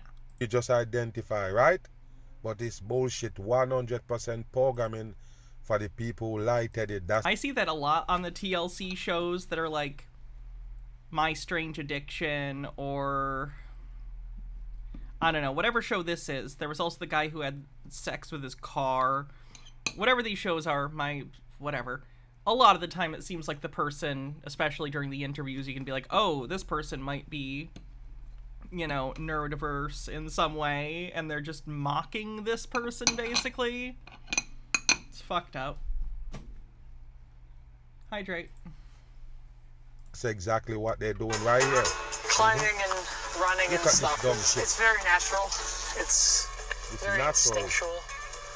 So when I'm climbing up a tree or something and I lay down on the branch, it's pretty close to what I remember.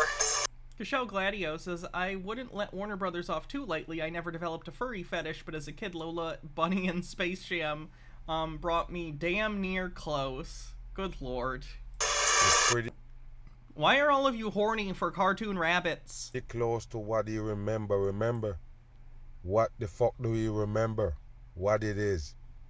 Remember, he's not a damn animal. It's a joke, people.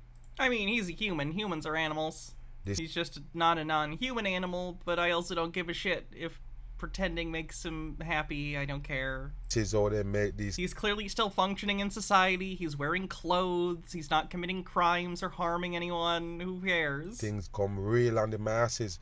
Now you have a real problem right here.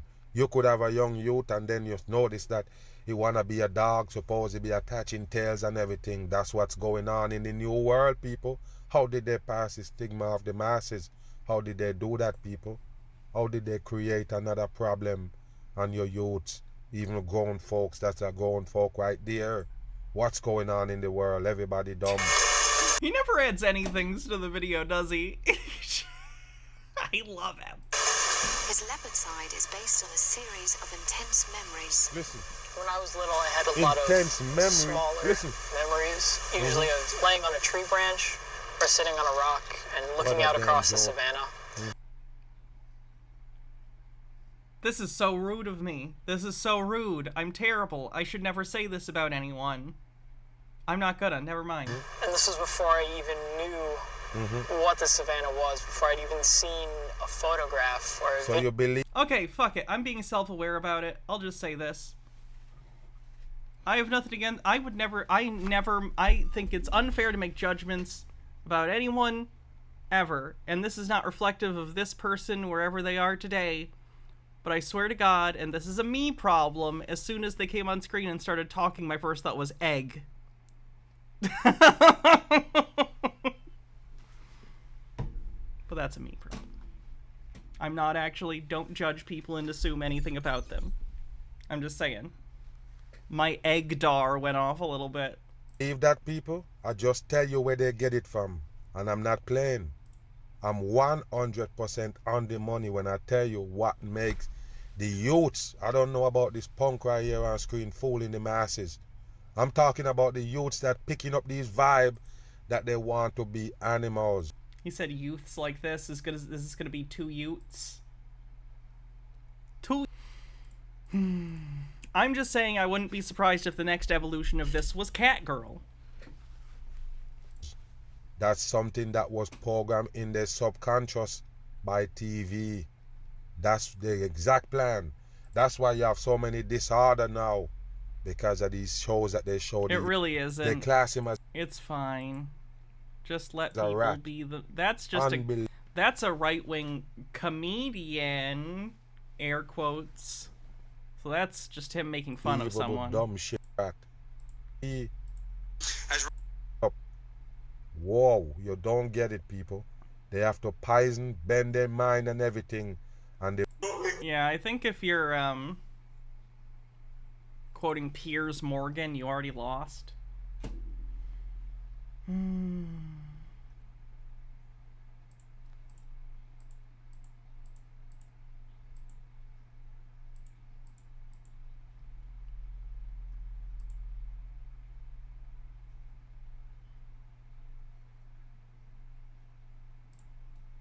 G'day everybody, we're at the gates outside of the Governor's in Melbourne, in the King's Domain.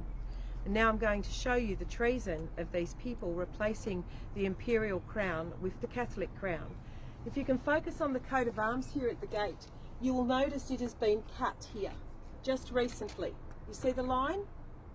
You notice this is the Catholic crown, the arches are pointing down and not up. Okay, that is the incorrect Catholic crown, that is the treasonous crown. This is where they have cut the statue in order to replace this with their fraud. And you'll notice the difference in the colour of the stone, because this has only been recently replaced. The true imperial crown, the arches of the crown go up. The treasonous Catholic crown, the arches go down. You will notice at the moment of coronation for King Charlie Tampon, at the moment of coronation, he was crowned with the Catholic crown. That is treason, and it has been going on since early 1900s. Jesus fucking Christ.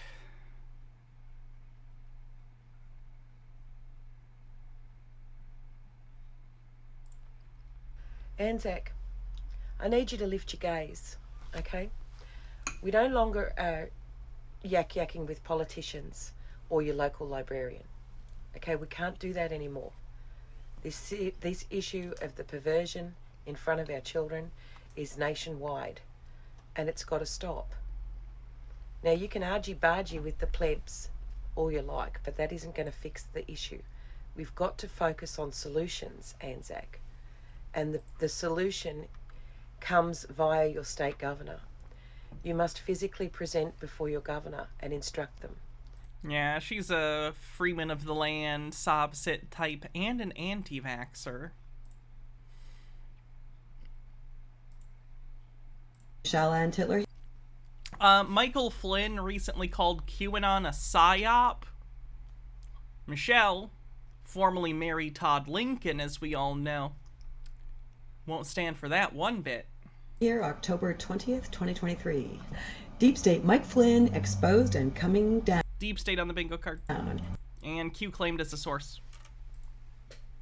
Q, Michelle Titler, and the Galactics on deck. Here we go. Aliens on the bingo card. Here we go. Mike Flynn called Q a psyop when he knows darn well that Q is a also psyop. Galactic Federation of Light headed up by the higher Pleiadian soul of both Abraham Lincoln and John F. Kennedy Sr., named Orit. O-R-I-T-Q. Dead celebrity is secretly alive? Q. He's Pleiadian. Twice he came to fight the deep state. Twice they assassinated him. Now he's back with the entire the black-white galaxy show of benevolent ETs. We have not had bingo yet. Let me take a look at your card. Cat, QAnon, free space, flat earth. Hannah regrets something she just said. You win. You win, Marcus Drake. Congrats! Let me write your name down real quick. Marcus Drake is the bingo winner for today. Congrats.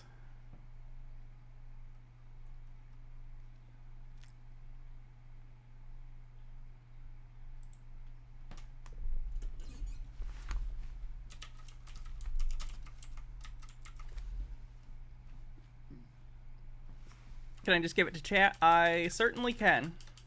Let's gift a sub, chat. It's just gonna be random.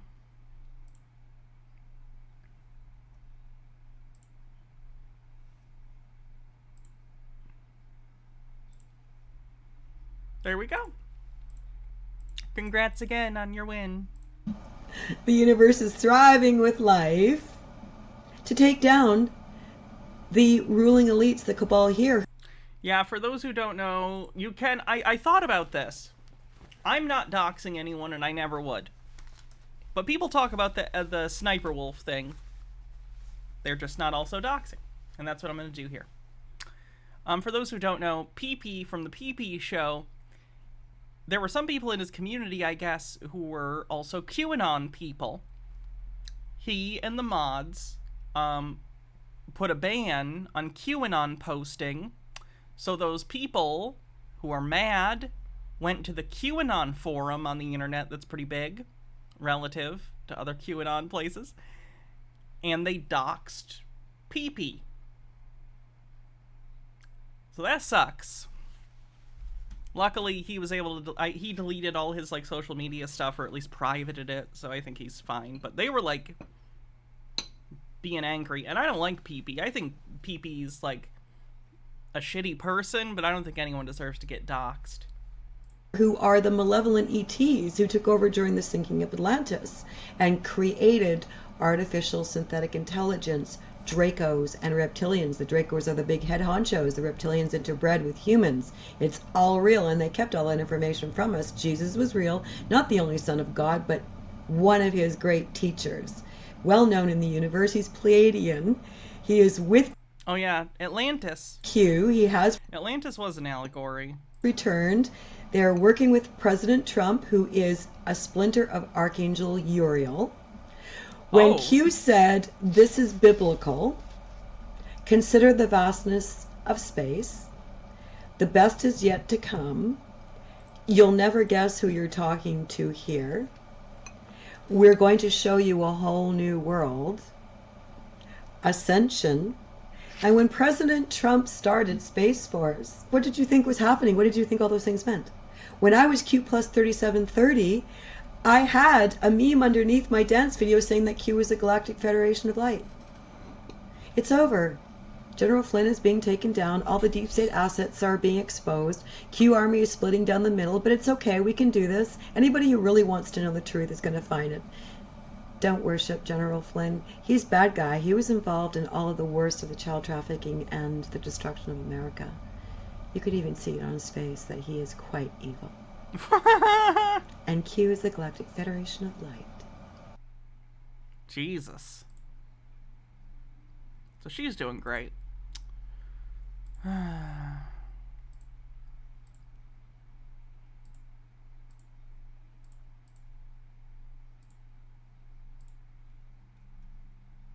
want to talk about the plan that is now rolling out that's been there for 100 years. I want to talk about some of the things that were predicted many decades ago that have already come to... He's an InfoWars guy. Don't even think I can play that.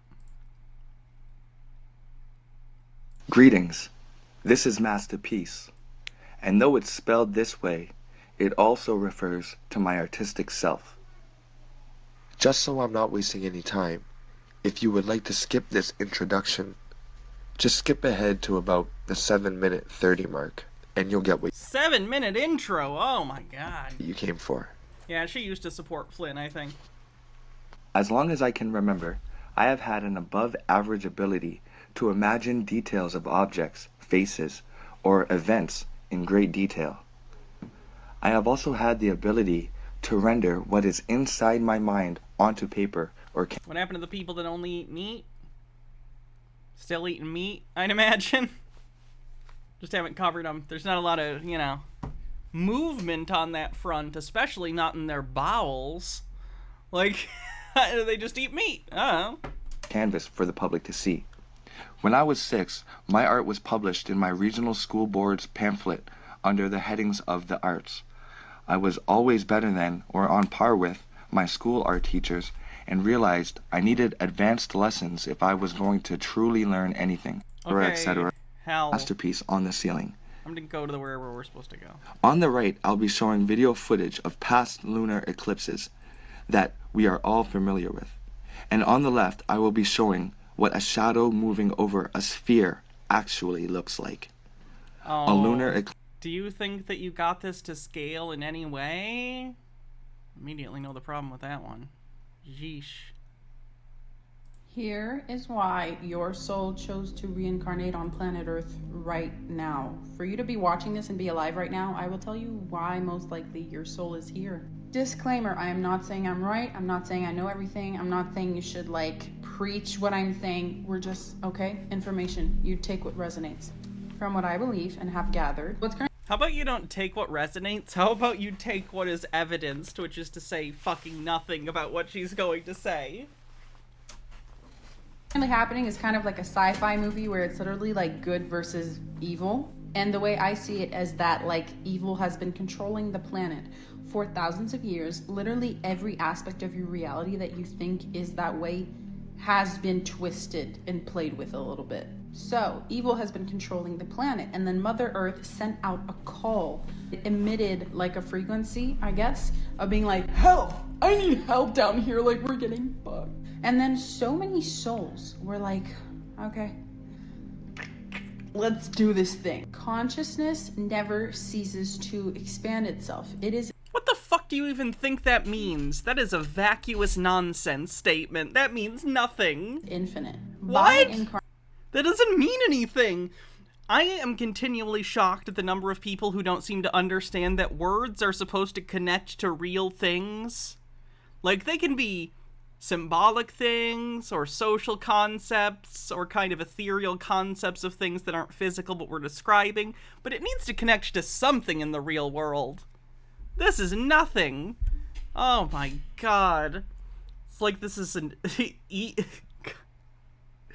It's like a live, laugh, love poster.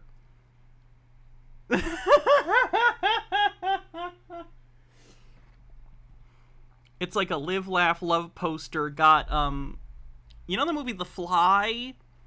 It's like a woo-woo granola mom and a live, laugh, love poster got The Fly'd along with just the stupidest crystal bullshit. Incarnating here, you are evolving consciousness as you are part of infinite consciousness.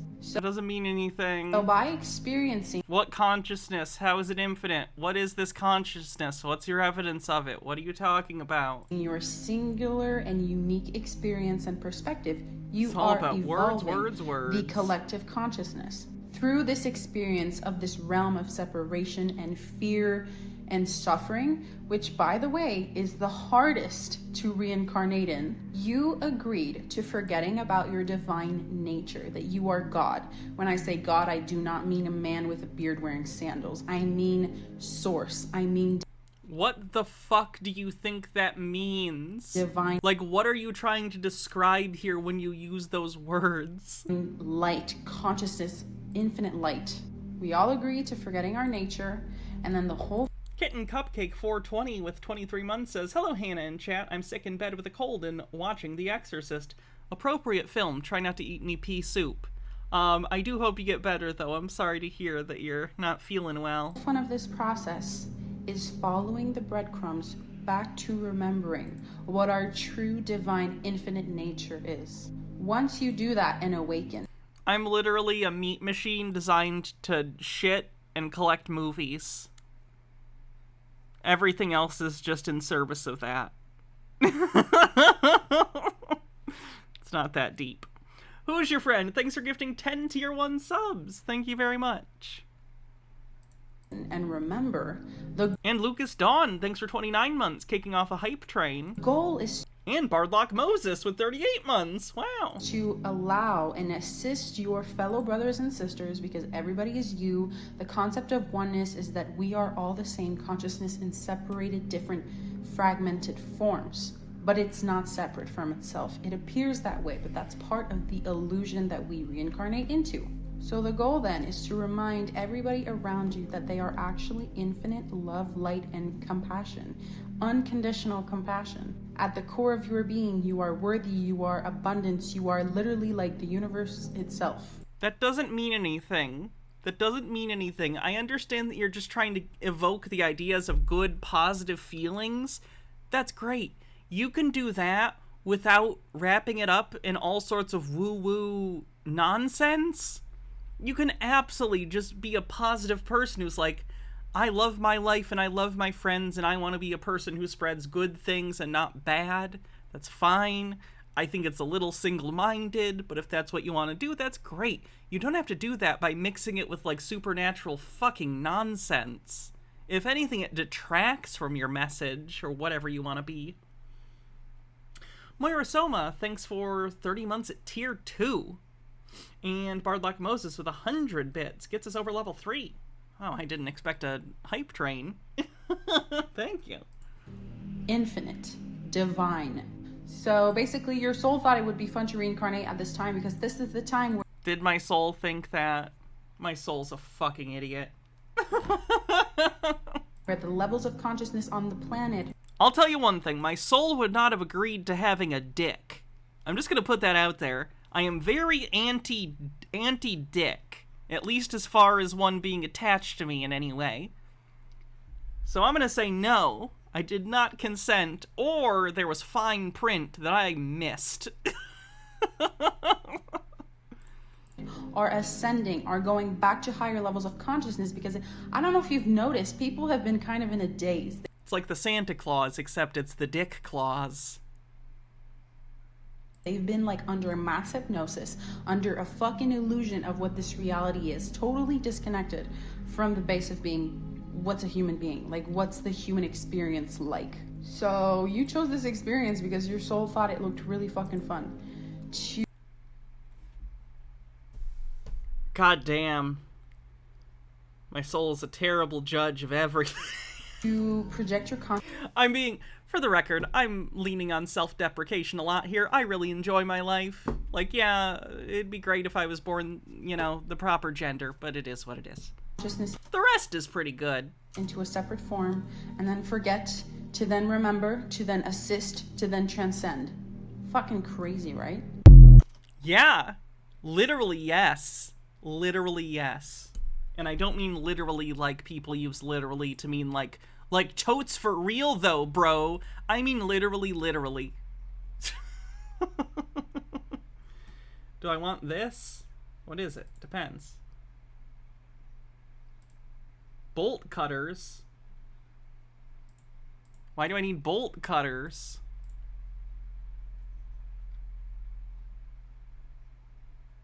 Unless they're on the list. If so, yes. Baja picked some stuff for the list for, like, projects. To cut bolts? Oh. Was it a penis chopping joke? That misses the mark.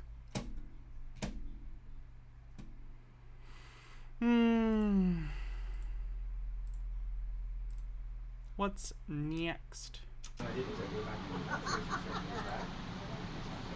2 minutes left on the hype train. For the record, this is something that gets spread around.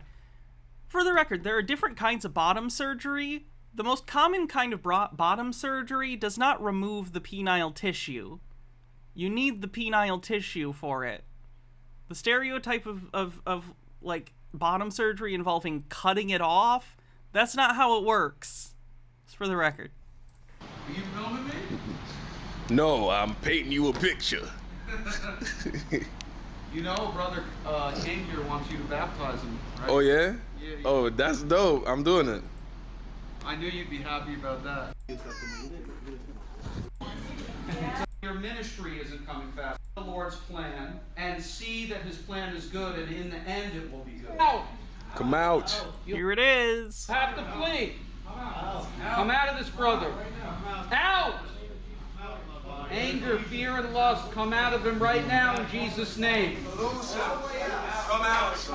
Come out. To be clear, Zytam, I'm not upset with you at all. It's not something you would necessarily think about. It's just that the joke about like having your penis cut off is something that is derogatorily used by transphobes often when trying to hurt trans people online and troll them.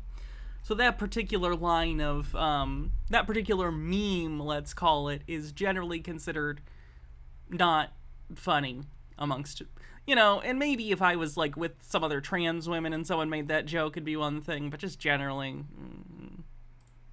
at best it's a joke we could make. Maybe, I don't know.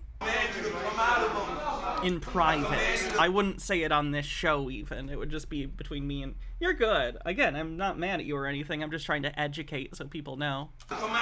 Thanks for the hype train, everyone. Out of his body. Come out of his body.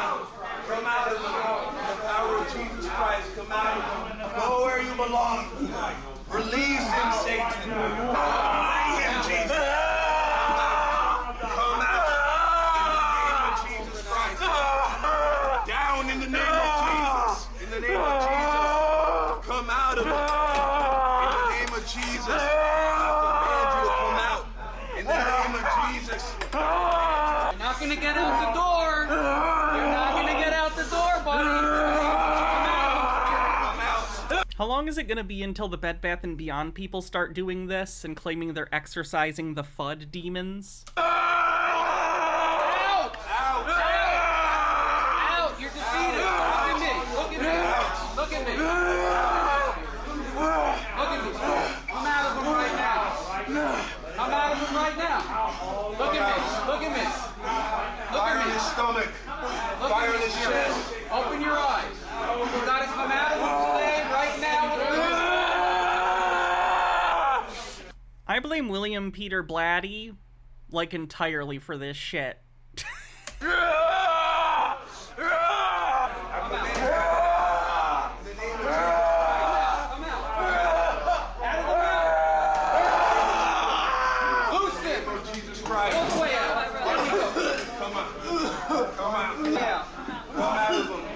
In the name of the Lord. Come out. Come out. Who's that? Directed The Exorcist. Fire on his back. Come out of him. You have to go. Come out, Satan. Amen. Come out, Satan. Amen. All right, brother. Tried to get out the door, but we didn't let you leave.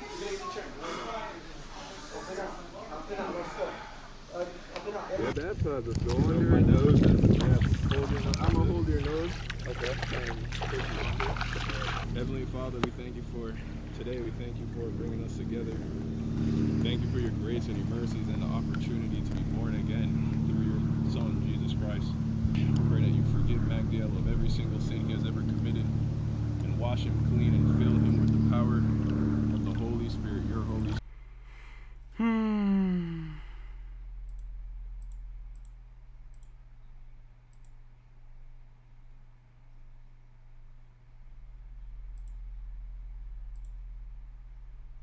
Alright, I think we're done for the night. We've been going over 3 hours. I think we're good. Thanks everyone for hanging out. I'll be posting the fully formatted version of the calendar of subathon reward events on the Discord and probably on Twitter. So make sure you take a look at that if you want to be here for those streams. Tomorrow, for instance, is going to be the... Let me pull it up. Tomorrow is going to be me going through all of my movies. So that's cool. So show up tomorrow for that. The rest will be, again, on the Discord and Twitter. Have a wonderful night, everyone. Love you, Mr. Blast. See you guys later. Night, everyone. Thanks for another fun Tinfoil Tuesday. See you tomorrow.